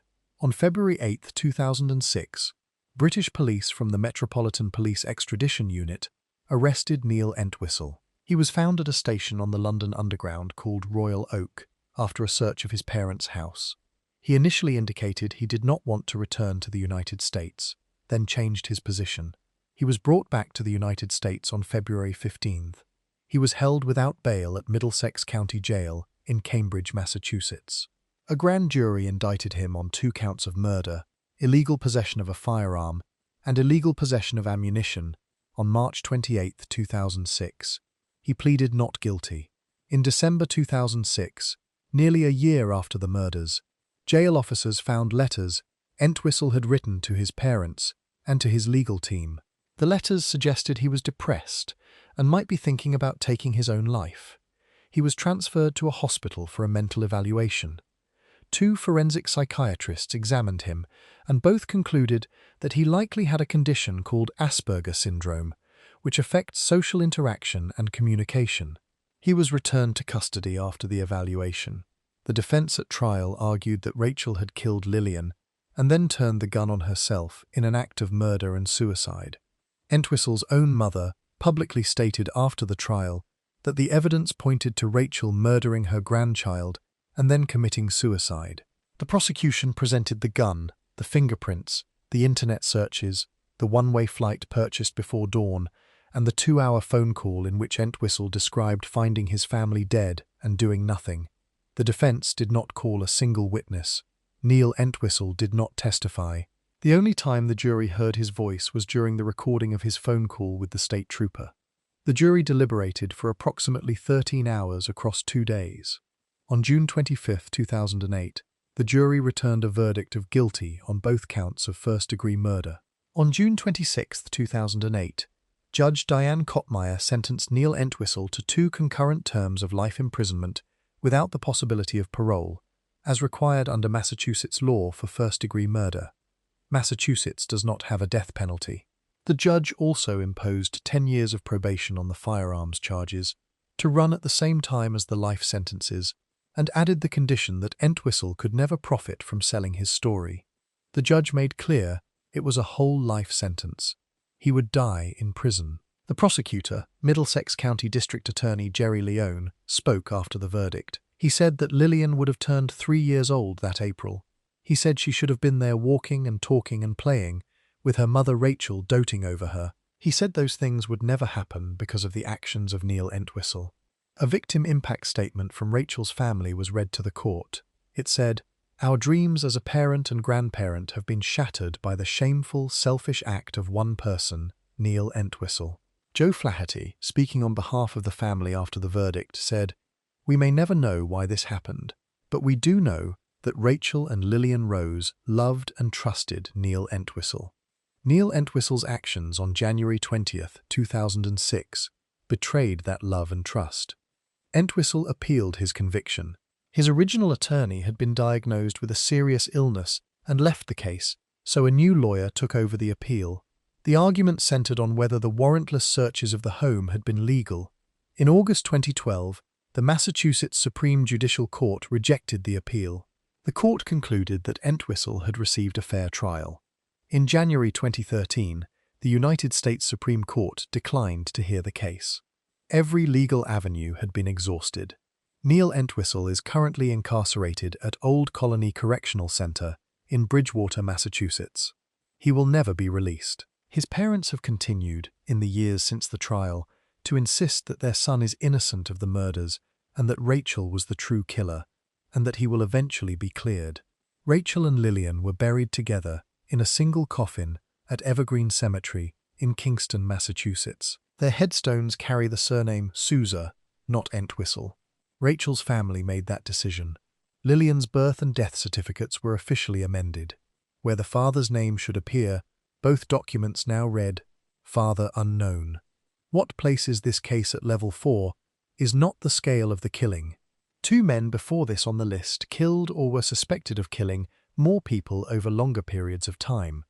What earns this case the word coward is the sequence of choices Neil Entwistle made after the gun went off. He covered the bodies, he drove to return the weapon, he bought a one-way ticket before sunrise. He got on a plane, he went to his parents, he met old friends and went to see a movie. He called it running an errand. He said someone shot them. He asked for them to be buried together because that was the way he left them. And at no point, across any of those actions, did he make one single call to anyone who could have helped. He left his wife and 9-month-old daughter lying in their bed in a house in a town where they had been living for 10 days. Rachel had been looking forward to that weekend. Her mother was supposed to come and see the new house. Before we move on, if you're enjoying this analysis, please consider subscribing. It helps the channel tremendously. Level 5 moves to a case that is bigger in scale than anything on this list so far. The next husband did not kill one person. He did not kill 2. He erased an entire family in a single night and then drove to work in the morning. Level 5, the family annihilator. Chris Watts, the man who erased his entire family in one night so he could start over. Shanann Razuchek was born on January 10, 1984, in Aberdeen, North Carolina. She attended Pinecrest High School in Southern Pines. She grew up in a tight family with her parents Frank and Sandra and her brother Frankie. She had been diagnosed with lupus, a condition where the body's immune system attacks its own healthy tissue, which made her pregnancies particularly difficult and made every child she carried feel like a gift she had to work hard to keep. Her family later wrote in Bella's obituary that Shanann was so excited to have her first baby girl and spent every minute thanking God and taking care of her precious gift that the Lord had blessed her with. In Celeste's obituary, They wrote that Shanann was so excited to be able to have another child because of her battle with lupus, and that she was determined to stay healthy, and that every moment with Celeste was a blessing. People who knew Shanann described her as driven, warm, and relentlessly positive. She had grown into someone who made the most of every good thing in her life, possibly because she had spent years navigating bad health and knowing nothing was guaranteed. She received a Facebook friend request in 2010 from a man named Christopher Lee Watts, who was also from North Carolina. He was born on May 16, 1985, in Spring Lake, and had moved to Colorado for work. Initially, Shanann was not particularly interested. Friends and family later said she grew closer to Chris because of his support and patience during what was a difficult physical and emotional period for her. They began talking online, then in person, and eventually built a life together. They married in November 2012 in Charlotte, North Carolina, in Mecklenburg County. They moved to Frederick, Colorado, a small town about 30 miles north of Denver, and in 2013 bought a 5-bedroom home at 2825 Saratoga Trail. Their first daughter, Bella Marie Watts, was born on December 17, 2013. Their second daughter, Celeste Catherine Watts, nicknamed Cece, was born on July 17, 2015. Shanann adored both girls with an openness she shared freely on social media, posting photos and videos of their daily life constantly. To the hundreds of people who followed along, the Watts family looked exactly like what they appeared to be: a happy family in a nice house in Colorado. Chris worked as an operator for Anadarko Petroleum, an oil company with a site located about 40 miles east of Frederick. In early 2018, he had been promoted from rover to field coordinator, which meant he now spent more time in the office building rather than in the field. Shanann worked from home selling health supplements for a company called Lavelle, through a program where she was paid based on how many people she recruited and how much they all sold. She was good at it and genuinely believed in the products. In 2015, the couple filed for bankruptcy, listing nearly $450,000 in liabilities against a combined income of about $90,000 a year. The bankruptcy included credit card debt that had accumulated from their wedding costs, doctor bills from the girls being sick, mortgage payments they had fallen behind on, and homeowners association fees. The bankruptcy was discharged, they restructured, and they kept going. By 2018, Shanann was 15 weeks pregnant with their third child, a boy they had already chosen a name for. They were going to call him Nico Lee. In June 2018, while Shanann and the girls were in North Carolina visiting her family, Chris Watts started talking to a woman named Nicole Kessinger at work. She was 30 years old and worked in the environmental department of a contractor connected to Anadarko. The way it started was mundane. He had taken a broken gas meter to her department to have it fixed. They ran into each other several times around the office after that. The fourth time they met, Chris mentioned that he had moved from North Carolina. Kessinger asked what he meant by he. He showed her photos of Bella and Celeste on his phone. Kessinger later told police she knew he was married. Chris, who had stopped wearing his wedding ring because he said it had become too loose after he had lost weight, told her he was almost divorced. Their text messages shifted into something more personal. They met at a park in Thornton after Chris returned from a trip he and Shanann had taken to San Diego in late June. They began seeing each other 4 or 5 times a week. Their physical relationship started in early July. Later that month, while Shanann was still away in North Carolina, he told Kessinger the divorce was final. He stayed at Kessinger's house almost every night that Shanann and the girls were away. He took her to his house for the first time on July 4. They went on a date to the Shelby American Collection Car Museum in Boulder on July 14th. They spent a night camping at Great Sand Dunes National Park on July 28th. It was his first time camping. He felt, he later told investigators, like he could be himself around Kessinger in a way he never had with Shanann. In his February 2019 prison interview, he said being with Kessinger felt like a roller coaster ride that he just kept punching a ticket on and could never get off. He was describing a future with Kessinger that had no room in it for Shanann, Bella, Celeste, or Nico. Shanann noticed something had changed in him over the summer. She texted a friend in July saying, "He has changed, I do not know who he is." She wrote, "He has not touched me all week, kissed me, talked to me except for when I am trying to figure out what is wrong." She texted Chris directly too, acknowledging the emotional distance she felt growing between them and expressing heartbreak over his withdrawal. He responded with vague, non-committal replies. She had begun to suspect another woman. When she and the girls came home from North Carolina in late July, she told a friend she had grabbed Chris's hand during her ultrasound appointment and he did not grab back. She cancelled the baby's gender reveal party because of the tension between them. She ordered a relationship book called Hold Me Tight from Amazon. Chris took it out of the packaging and threw it in the garbage without opening it. She told close friends that if they divorced, she intended to fight for full custody of the children. On August 9th, Shanann left for a business trip to Arizona with work colleagues. While she was gone, on August 11th, Chris hired a babysitter and told his daughters he was going to a baseball game with co-workers. He took Kessinger on a date to a sports bar in Erie, Colorado instead. Shanann, from Arizona, was texting friends about the state of her marriage. She also drafted a handwritten speech she planned to give Chris when she got home.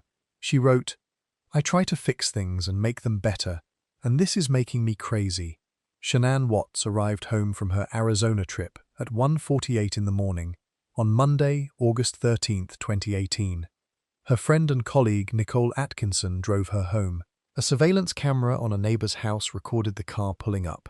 Shanann got out and went inside. The house was quiet. Bella and Celeste were asleep in their rooms. Chris was in the bedroom. What happened next came from Chris Watts's own confession, which he gave in stages across several months. According to his account, he woke Shanann while preparing for work in the early morning hours and told her about the affair. He told her the marriage was over. She told him she knew there was someone else. She told him he would not see the children again. Their conversation lasted less than 30 minutes. He put both of his hands around her neck and strangled her. She never screamed. She never fought back. He later told investigators he did not know why she did not fight back. He said he believed she may have been praying. In his later confession, recorded in February 2019 at his prison in Wisconsin, he said the killing took 2 to 4 minutes. He said when he was being sentenced and the prosecutor read out how long it took Shanann to die, he remembered thinking, why could I not just let go? While he was in the bedroom with Shanann's body, their 4-year-old daughter Bella walked in carrying her blanket. She asked what was wrong with Mummy. Chris told her Shanann was sick and that they needed to take her to the hospital to make her better. Chris wrapped Shanann's body in a bedsheet. He tried to carry her downstairs but lost his grip and ended up pulling her down the stairs. Bella watched her father drag her mother down the stairs and began crying. 3-year-old Celeste likely woke up from the sound of Shanann being pulled down the stairs, he told investigators.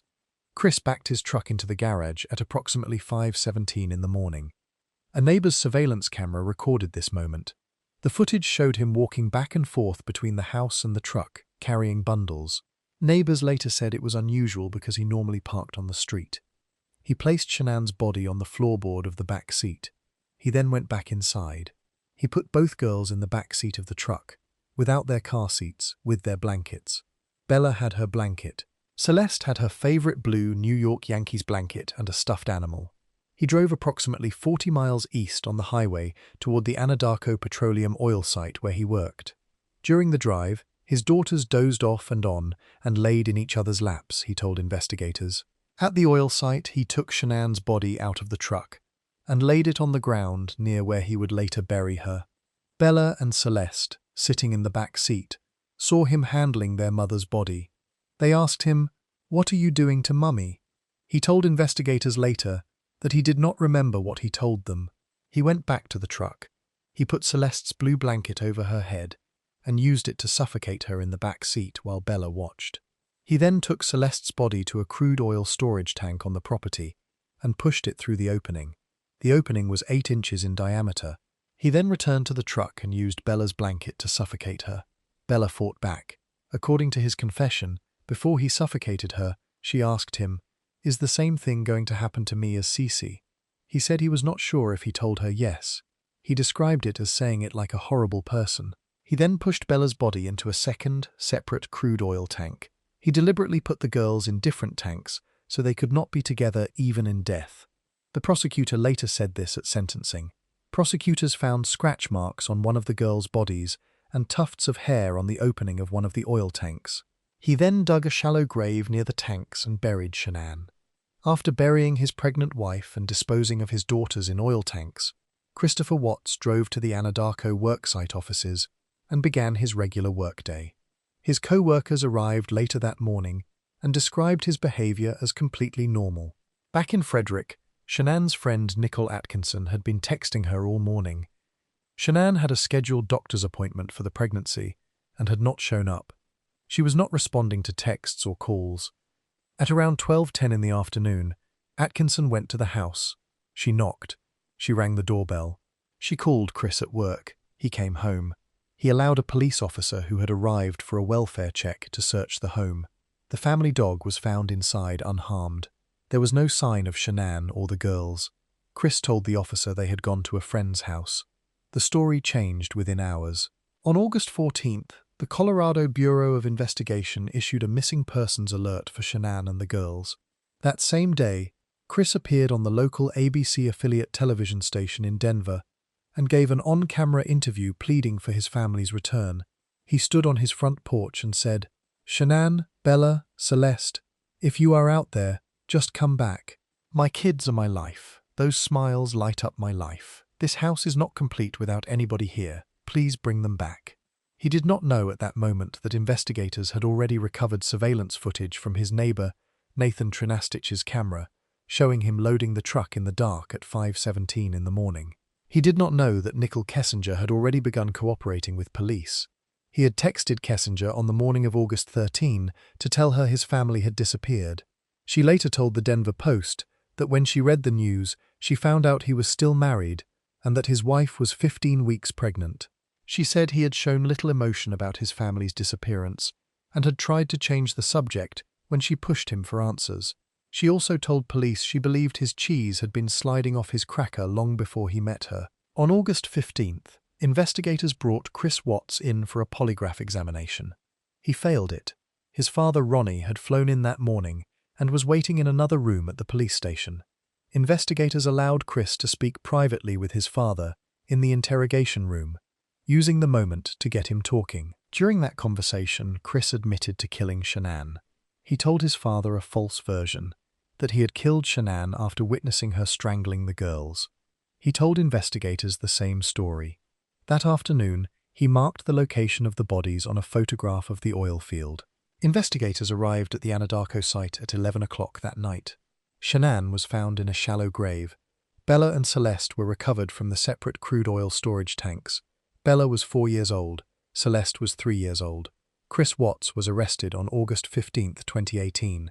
Weld County prosecutors filed 9 criminal charges, including 5 counts of first-degree murder, 3 for Shanann, Bella, and Celeste, and 2 additional murder counts related to the girls being under 12 years old, which carried separate charges under Colorado law. Also charged 1 count for the unlawful ending of Shanann's pregnancy and 3 counts for tampering with the bodies of his family. In the months following his arrest, additional information came out that deepened the already devastating picture of what Chris Watts had been doing in the weeks before the murders. In a February 2019 prison interview that lasted 5 hours, he gave investigators his first full confession, abandoning the story that Shanann had harmed the girls. He admitted he had planned the murders for several weeks. He told investigators he had felt like he never had to worry about saying something stupid around Kessinger, and that he had never had to plan what he was going to say when he was with her. He said with Shanann he had always felt nervous and could never fully be himself. He said that in hindsight he had gotten caught up in what he called a new love feeling, and had thought at the time that what he had with Kessinger was true love. In letters to a pen pal that were reported in June 2021, he made further admissions, stating that he had tried to administer OxyContin to Shanann without her knowledge in an attempt to end her pregnancy, believing that doing so would make it easier to stay with Kessinger. He also wrote that he had attempted to smother the girls in their beds at home before the morning of August 13th, but had been unable to go through with it at that point. He later told investigators that after the murders, he knew it was stupid to have called the school and the realtor. He said he pleaded guilty because he did not want his attorneys to lie for him for 2 to 4 years.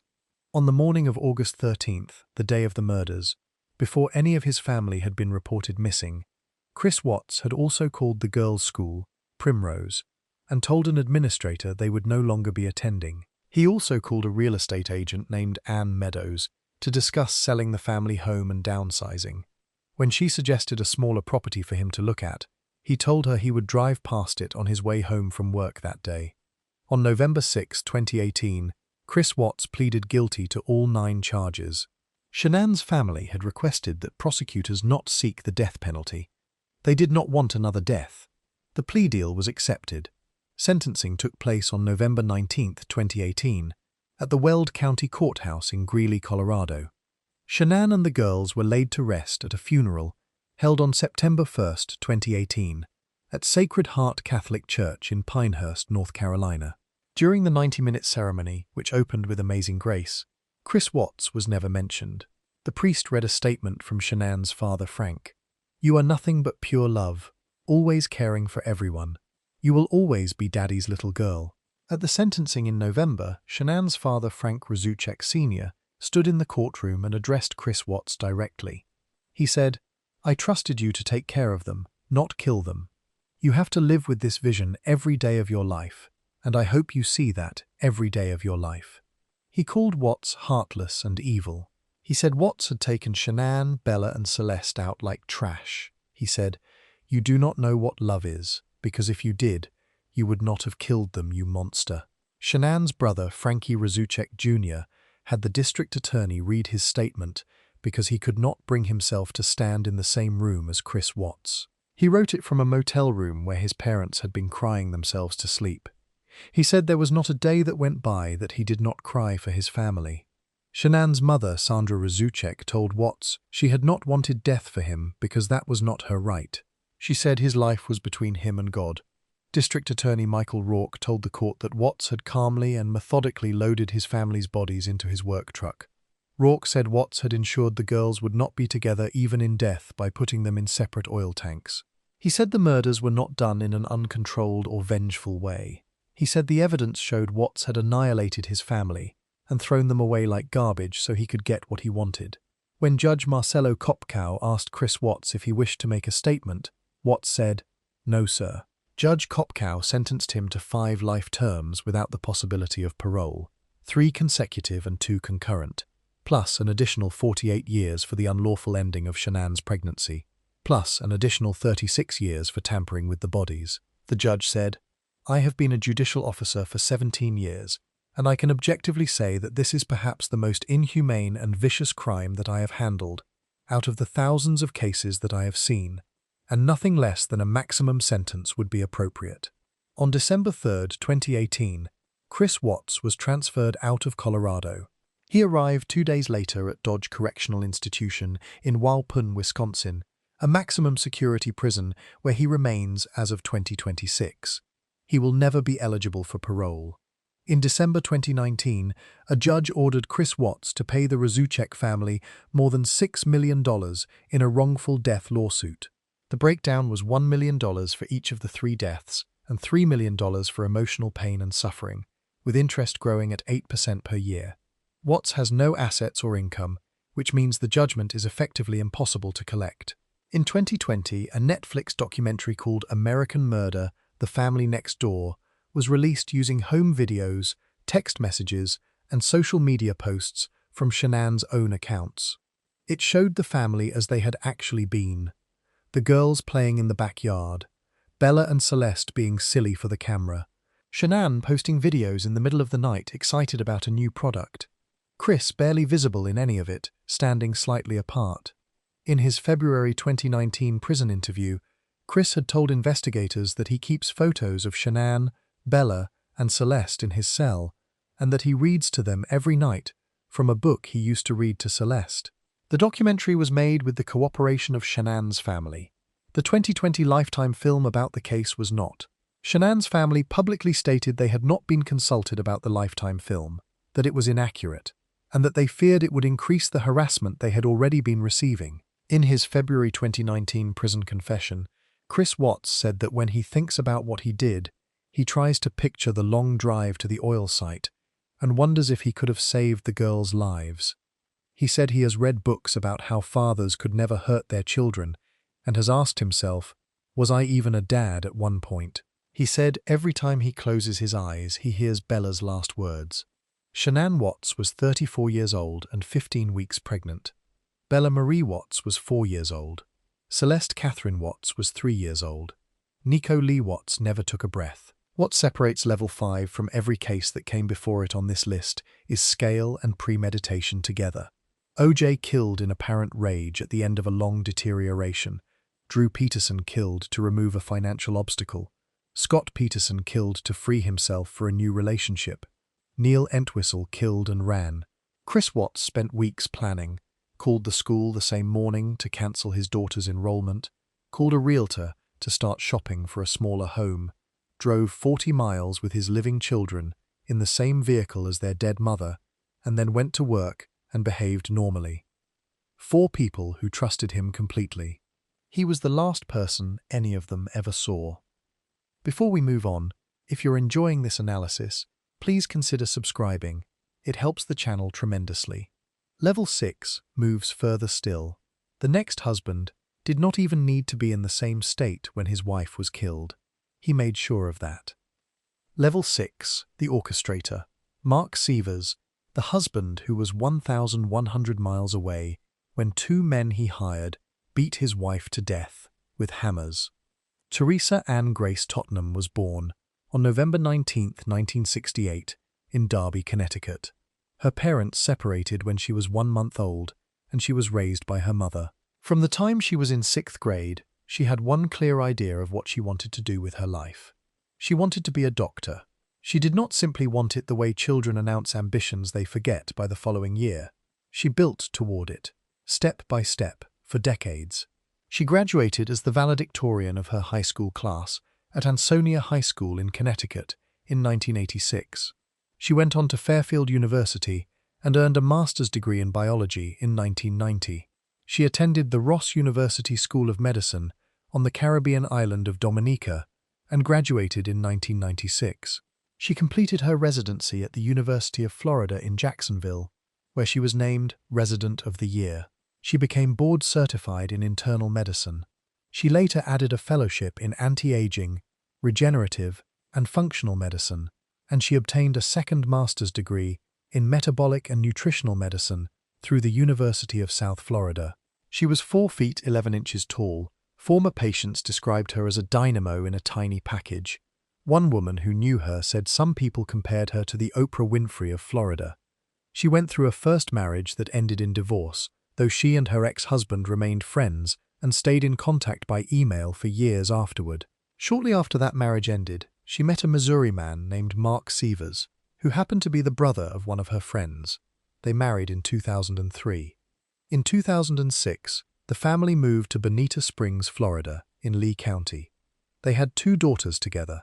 Teresa was the clinical breadwinner. She ran the patients. Mark managed the office of their shared medical practice, called Restorative Health and Healing Center, located in nearby Estero. He also handled much of the daily care for their daughters at home. In the months before her death, Teresa had been profiled in a local women's magazine. She had been building her practice for nearly a decade. Her patients were devoted to her. Her sister later described her as an incredibly gifted, brilliant doctor and an incredibly Christ-like person who would get up at 2 in the morning to evaluate homeless patients.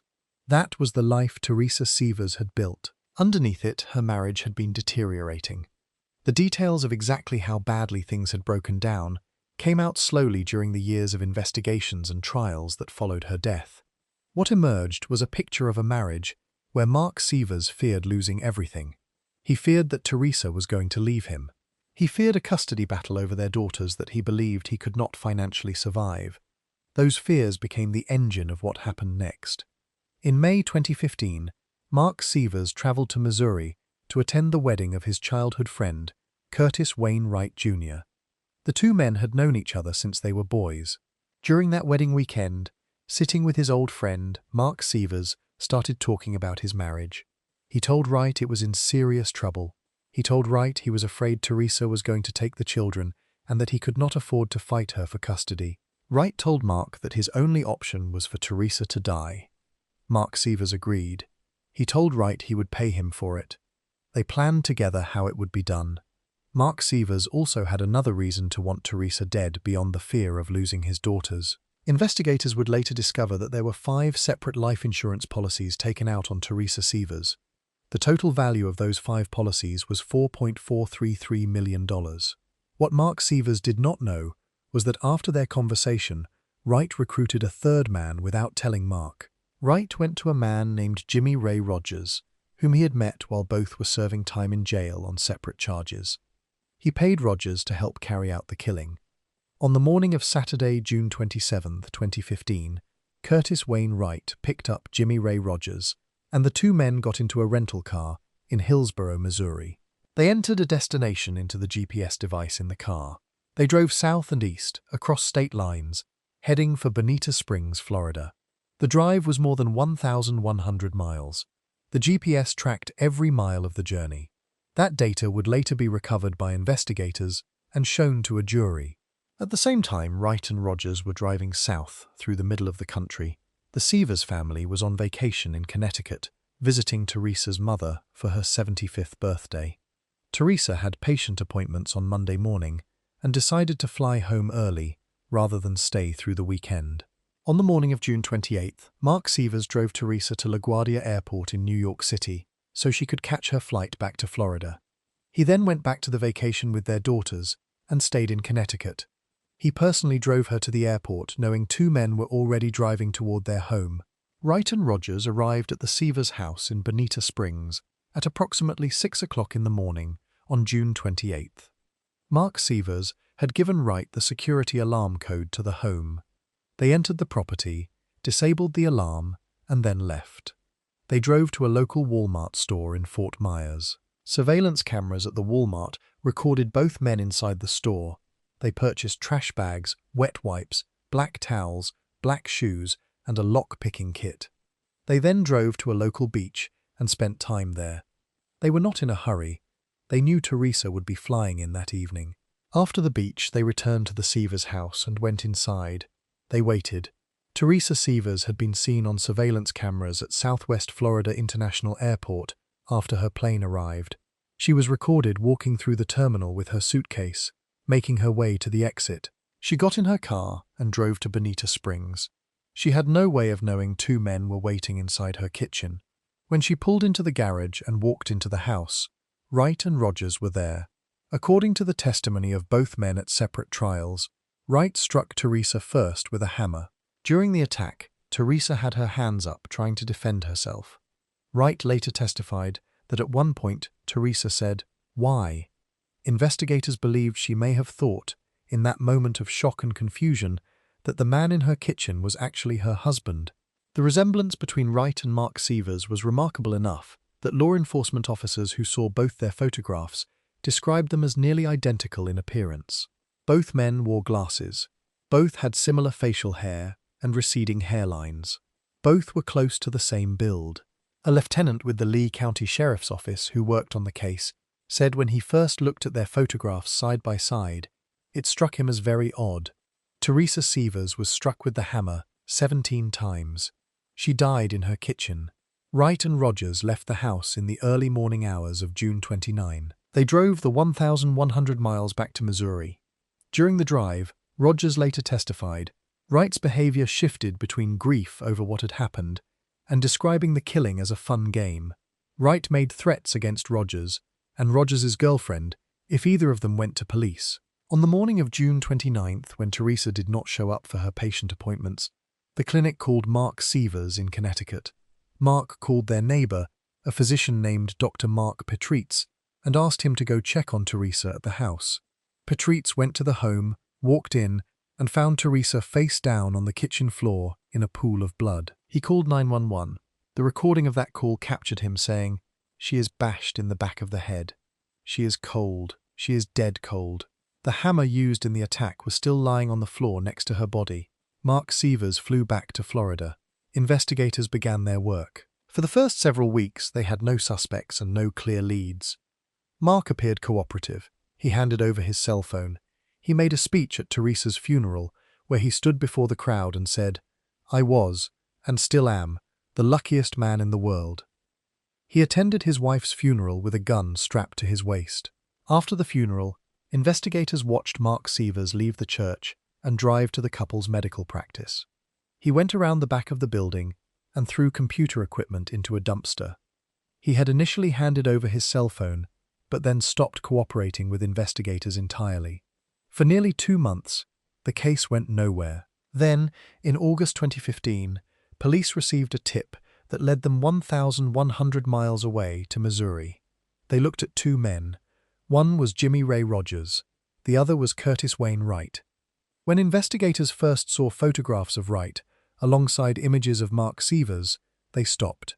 The resemblance was striking. Same glasses, same facial style, same build. Law enforcement officials who worked the case would later describe looking at their photographs side by side as one of the more unsettling parts of the investigation. Wright's alibi for the weekend of the murder fell apart when multiple people around him told police it was false. Investigators then recovered the GPS device from the rental car Wright had driven. Even though the stored data had been deleted, technicians were able to pull the complete route from the device. It showed a clear path from Missouri directly to Bonita Springs, Florida, and back. The GPS device had also been connected to an email address belonging to Rogers. Surveillance footage from the Florida Walmart placed both men in the Fort Myers area on June 28th, the day Teresa was killed.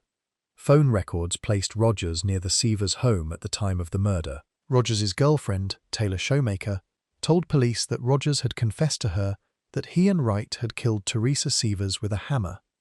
She also told police that Rogers had instructed her to drive with him and throw items out of the car window along a stretch of highway in Missouri. Police searched that road and found a destroyed cell phone, a pair of gloves, and a blue coverall suit. Forensic testing matched fibers from the coverall to fibers found on Teresa Sievers' clothing at the crime scene. Both Wright and Rogers were arrested in Missouri in August 2015.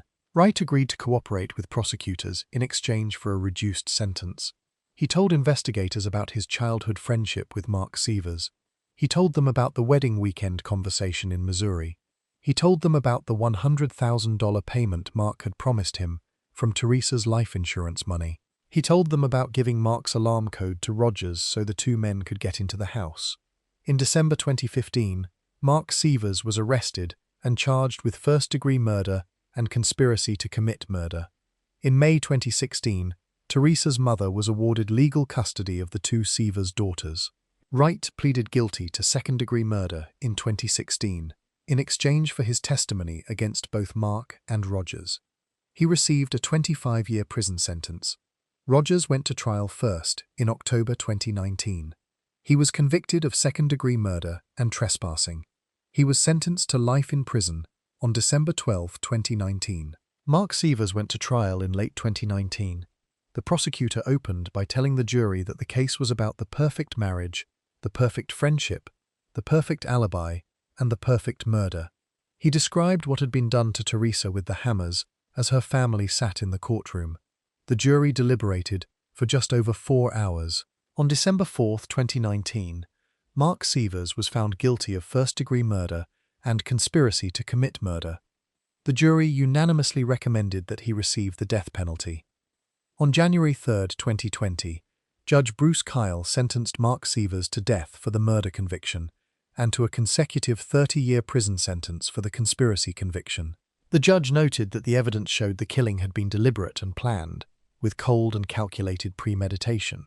The court found that the fact Mark Sievers had procured the murder of his daughter's own mother undercut any argument that his relationship with his children should be treated as a reason to spare his life. Teresa's mother, Mary Ann Groves, read a victim impact statement to the court. Mark Sievers currently sits on death row at Union Correctional Institution in Florida. His conviction and death sentence were reviewed and upheld by the Florida Supreme Court on November 17, 2022. In October 2025, Mark Sievers was brought back to a Lee County courtroom for post-conviction hearings. During those hearings, Jimmy Ray Rogers took the witness stand and testified that the killing had been an impulsive act by Wright alone and that Mark had no involvement. Post-conviction proceedings were ongoing as of early 2026. In February 2026, a motion to vacate the conviction and death sentence was dismissed. In March 2026, a motion for a rehearing of that dismissal was also rejected. Mark Sievers remains on death row. His daughters were 11 and 8 years old when their mother was beaten to death in their kitchen. They have been raised by their grandmother since May 2016. What places Mark Sievers at level 6 is not simply the fact that he hired someone to kill Teresa. It is the architecture of what he built. He planned the killing months in advance at a wedding in Missouri. He gave the killers the alarm code to his own home. He personally drove Teresa to the airport on the morning of her murder and went back to the family vacation, while Wright and Rogers drove the final miles toward Bonita Springs.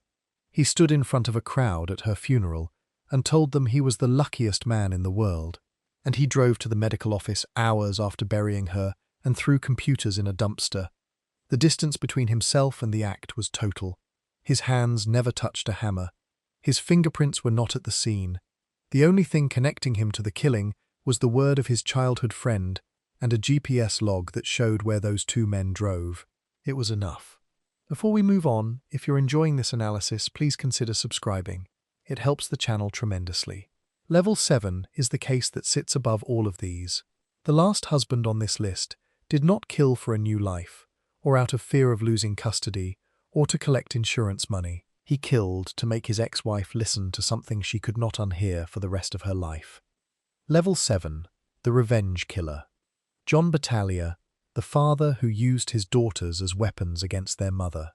Mary Jean Pearl lived in Highland Park, Texas, in the Dallas-Fort Worth area. She married John David Battaglia Jr. on April 6, 1991. He was an accountant who had built a successful career in Dallas and lived in one of the city's more well-off neighborhoods. People who knew him from the outside knew an ambitious, capable man. What Mary Jean would come to know over the course of their marriage was something else entirely. John David Battaglia was born on August 2, 1955, on a military base in Enterprise, Alabama. His father was in the military, and the family moved frequently while he was growing up, including a period living in Germany. He attended high school in Dumont, New Jersey, studied at Fairleigh Dickinson University as an accounting major, dropped out in 1976, got into trouble with the law over drug use, and joined the Marines. He reached the rank of sergeant. He left the Marines and became a certified public accountant in Dallas. He built a career and eventually a comfortable life in one of the city's most prestigious neighborhoods. Before he married Mary Jean Pearl, he had been married once before to a woman named Michelle Getty. That marriage was also marked by violence. He assaulted Getty on multiple occasions. Once he attacked her outside the school their daughter attended. On another occasion, he broke her nose. On a third, he attacked her at a bus stop after she filed a request for his arrest, beating her until she lost consciousness, breaking her nose and dislocating her jaw. She was hospitalized. He had threatened to do the same thing to her son. She eventually moved to Louisiana. In 1987, he pleaded guilty to a misdemeanor assault charge from that marriage and was given 2 years of probation. None of this prevented him from marrying again. Mary Jean Pearl married him in 1991. They had their first daughter, Mary Faith Battaglia, in 1992. They had their second daughter, Liberty May Battaglia, in 1995. The girls attended John S. Bradfield Elementary School in Highland Park. By all accounts, Battaglia was devoted to them in his own way. People who knew him said he doted on Faith and Liberty. He called them his best little friends. He kept photographs of them. The marriage to Mary Jean Pearl was, beneath its surface, the same story as the one before it. Mary Jean later testified that Battaglia had been verbally abusive toward her throughout their entire 9-year marriage. The verbal abuse escalated at times into physical violence. In January 1999, she separated from him. He was no longer permitted to live in the family home. On Christmas morning of 1999, Battaglia arrived at Mary Jean's house to pick up Faith and Liberty for church. His older daughter from his first marriage, Christy, was with him. He and Mary Jean argued. In front of all 3 children, he attacked Mary Jean. He pounded on her, pulled her hair, pushed her to the floor, and kicked her while Faith and Liberty stood there crying and begging him to stop. He left. Mary Jean called 911. She was left with bruises on both sides of her head, bruises on her arm, finger, and shin, and a puncture wound on her heel. Battaglia pleaded guilty to a misdemeanor assault charge for the Christmas 1999 attack. He was sentenced to 2 years of probation. He was also prohibited from stalking, threatening, or harassing Mary Jean or the girls, and he was prohibited from owning a firearm under the terms of the order placed against him. Mary Jean filed for divorce immediately after the Christmas assault. The divorce was finalized in August 2000. Despite his conviction for assaulting their mother, Battaglia was permitted to have unsupervised visits with Faith and Liberty. That decision would later force changes to Texas law. In the months after the divorce, Battaglia continued to contact Mary Jean in ways that violated the terms of his probation. Around Easter 2001, Mary Jean received a message from Battaglia on the answering machine she had set up in the girl's bedroom. On the recording, he swore at her, called her names, and brought up her legal actions against him with anger. Mary Jean reported the message to his probation officer. A warrant was issued for his arrest for violating his probation. On May 2, 2001, a police officer called Battaglia and told him he needed to make arrangements to turn himself in on the outstanding warrant. That same evening, Battaglia had a scheduled dinner visit with Faith and Liberty. Mary Jean drove the girls to a parking lot at Highland Park Village in Dallas and watched Battaglia pick them up from her car. He had told them he was taking them to dinner at the mall. She watched until she could see the girls were safely in his vehicle, then drove to her friend Melissa's house. Battaglia did not take the girls to the mall. He took them to his apartment at the Adam Hatz Lofts in the Deep Ellum neighborhood of Dallas. At Melissa's house, Mary Jean received a message that the girls had called and wanted to ask her something. She called Battaglia's number. He answered the phone. He put the call on speaker mode. Then he turned to 9-year-old Faith and told her to ask her mother the question he wanted asked. Faith asked, "Mummy, why do you want Daddy to go to jail?" Mary Jean began to speak to Battaglia directly. Then she heard her daughter's voice change.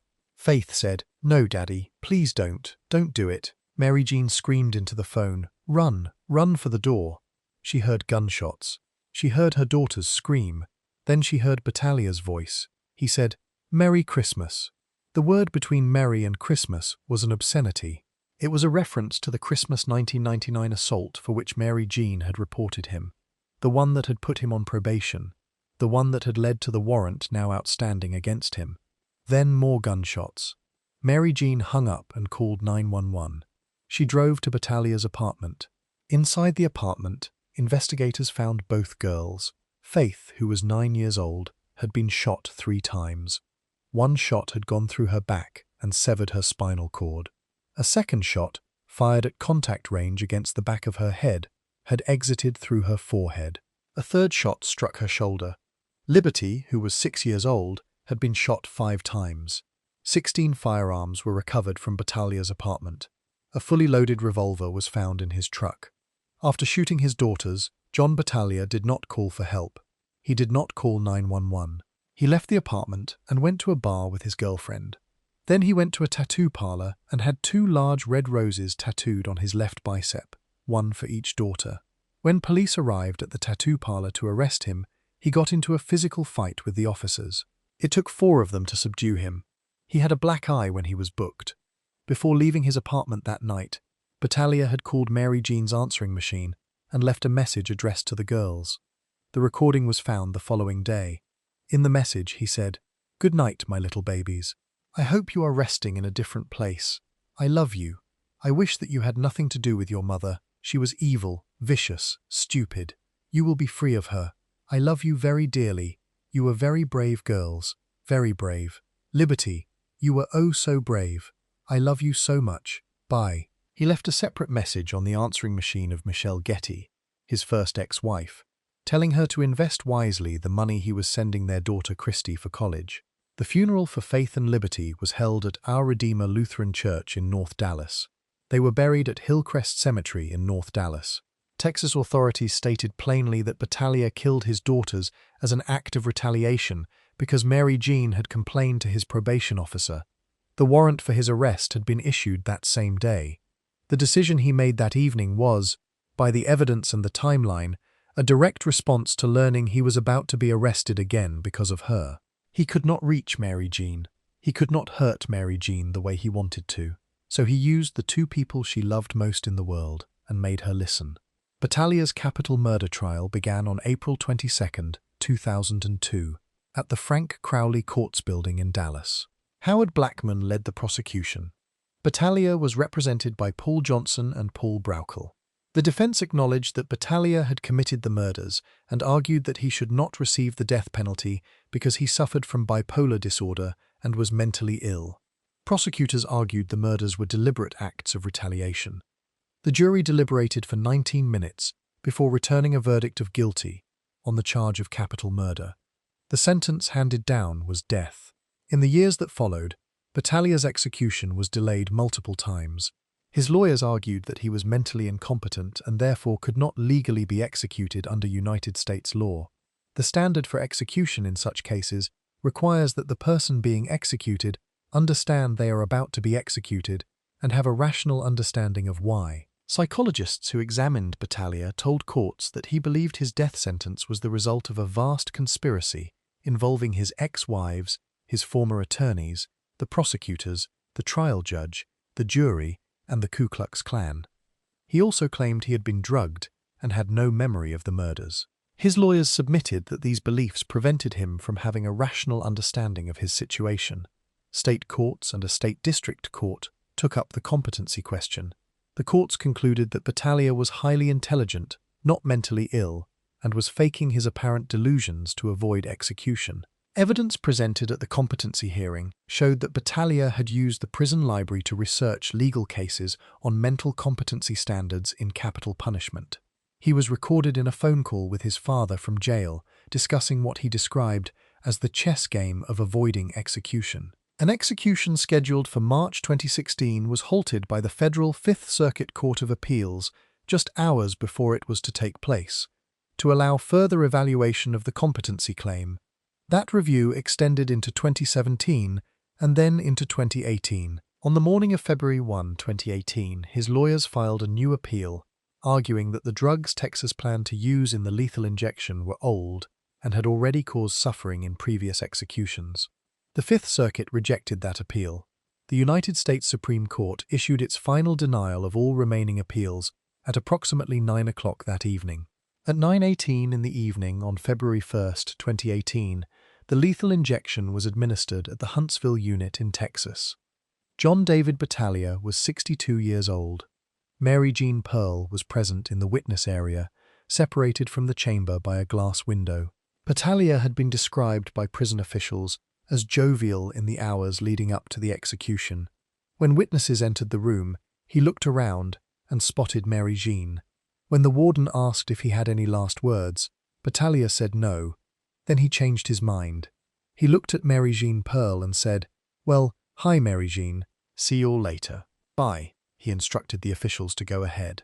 At some point after the injection was administered, he opened his eyes and said, "Am I still alive?" Then he said he could feel it. Then he began to laugh. Mary Jean Pearl walked to the back of the witness area and said, "I have seen enough of him." She returned a few minutes later and watched as a physician examined him and confirmed he had no vital signs.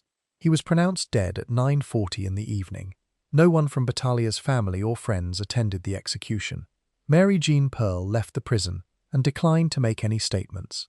In the aftermath of Faith and Liberty's murders, the Texas Senate unanimously passed a piece of legislation known as Senate Bill 140, which was signed into law by Governor Rick Perry and took effect on September 1, 2001. The law changed how Texas courts handled custody and visitation cases where there was a history of domestic violence. A supervised visitation facility called Hannah's House was established as a direct result of the case. Faith and Liberty's Place, a center for supervised visits of children, was later opened by the Dallas domestic abuse shelter, the Family Place, in memory of the two girls. It is a place where children can visit with parents under supervision, with police officers nearby. The Dallas County Family Court judge who had dismissed an earlier assault charge against Battaglia before the murders resigned his position the year after the killings. He ran against the sitting Dallas County District Attorney in the following election. Mary Jean Pearl campaigned actively against him, arguing that his decision to dismiss the earlier charge had kept Battaglia out of jail and allowed him to retain access to his daughters. John Battaglia told the Dallas Morning News in an interview conducted in 2014, while on death row, that Faith and Liberty had been his best little friends and that he kept their photographs in his prison cell. He said, "I do not feel like I killed them. I am a little bit in the blank about what happened." Faith was 9 years old. Liberty was 6 years old. What separates level 7 from every case on this list is not the number of victims. O.J. Simpson killed 2 people. Chris Watts killed 4. Mark Sievers arranged the killing of a physician. Each case before this one had a reason, however monstrous. A new relationship, freedom from debt, insurance money, control over children and assets. Each perpetrator wanted something he could not get while the victim was alive. John Battaglia did not kill because he wanted something from the future. He killed because of something that had already happened. Mary Jean had reported him to his probation officer. A warrant had been issued. He was going to be arrested because of her. He could not undo that. He could not reach her, so he chose the 2 people she would die for, and he made her listen to what he was doing to them through a phone she had called, expecting to hear her daughter's voices. The act was not about escaping anything or gaining anything. It was designed entirely to destroy one person who would remain alive to carry it. The phone call was the weapon. Faith and Liberty were how he aimed it, and he said Merry Christmas so she would know exactly why. That is level 7, the highest point on this list. The place where the motive stops being about money or freedom or a new life or fear of losing custody. None of those things were present on the evening of May 2, 2001. Every husband on this list chose violence when they ran out of other options. O.J. Simpson when he could not accept being left. Drew Peterson to remove a financial obstacle and silence a witness. Scott Peterson to clear the way for a new beginning. Neil Entwistle when the weight of his debts and his failures became more than he was willing to face. Chris Watts to erase one family and step into another. Mark Sievers for $4 million and a custody battle he feared losing. John Battaglia chose it because a warrant had his name on it, and the woman responsible for that warrant was not in front of him. So he found the only 2 people in the world she would have traded her own life for, and he made sure she heard everything. Faith was 9 years old. Liberty was 6. They are buried together at Hillcrest Cemetery in North Dallas. Mary Jean Pearl has carried May 2nd, 2001 with her every day since. If you enjoyed this breakdown, make sure to subscribe, and I'll see you in the next video.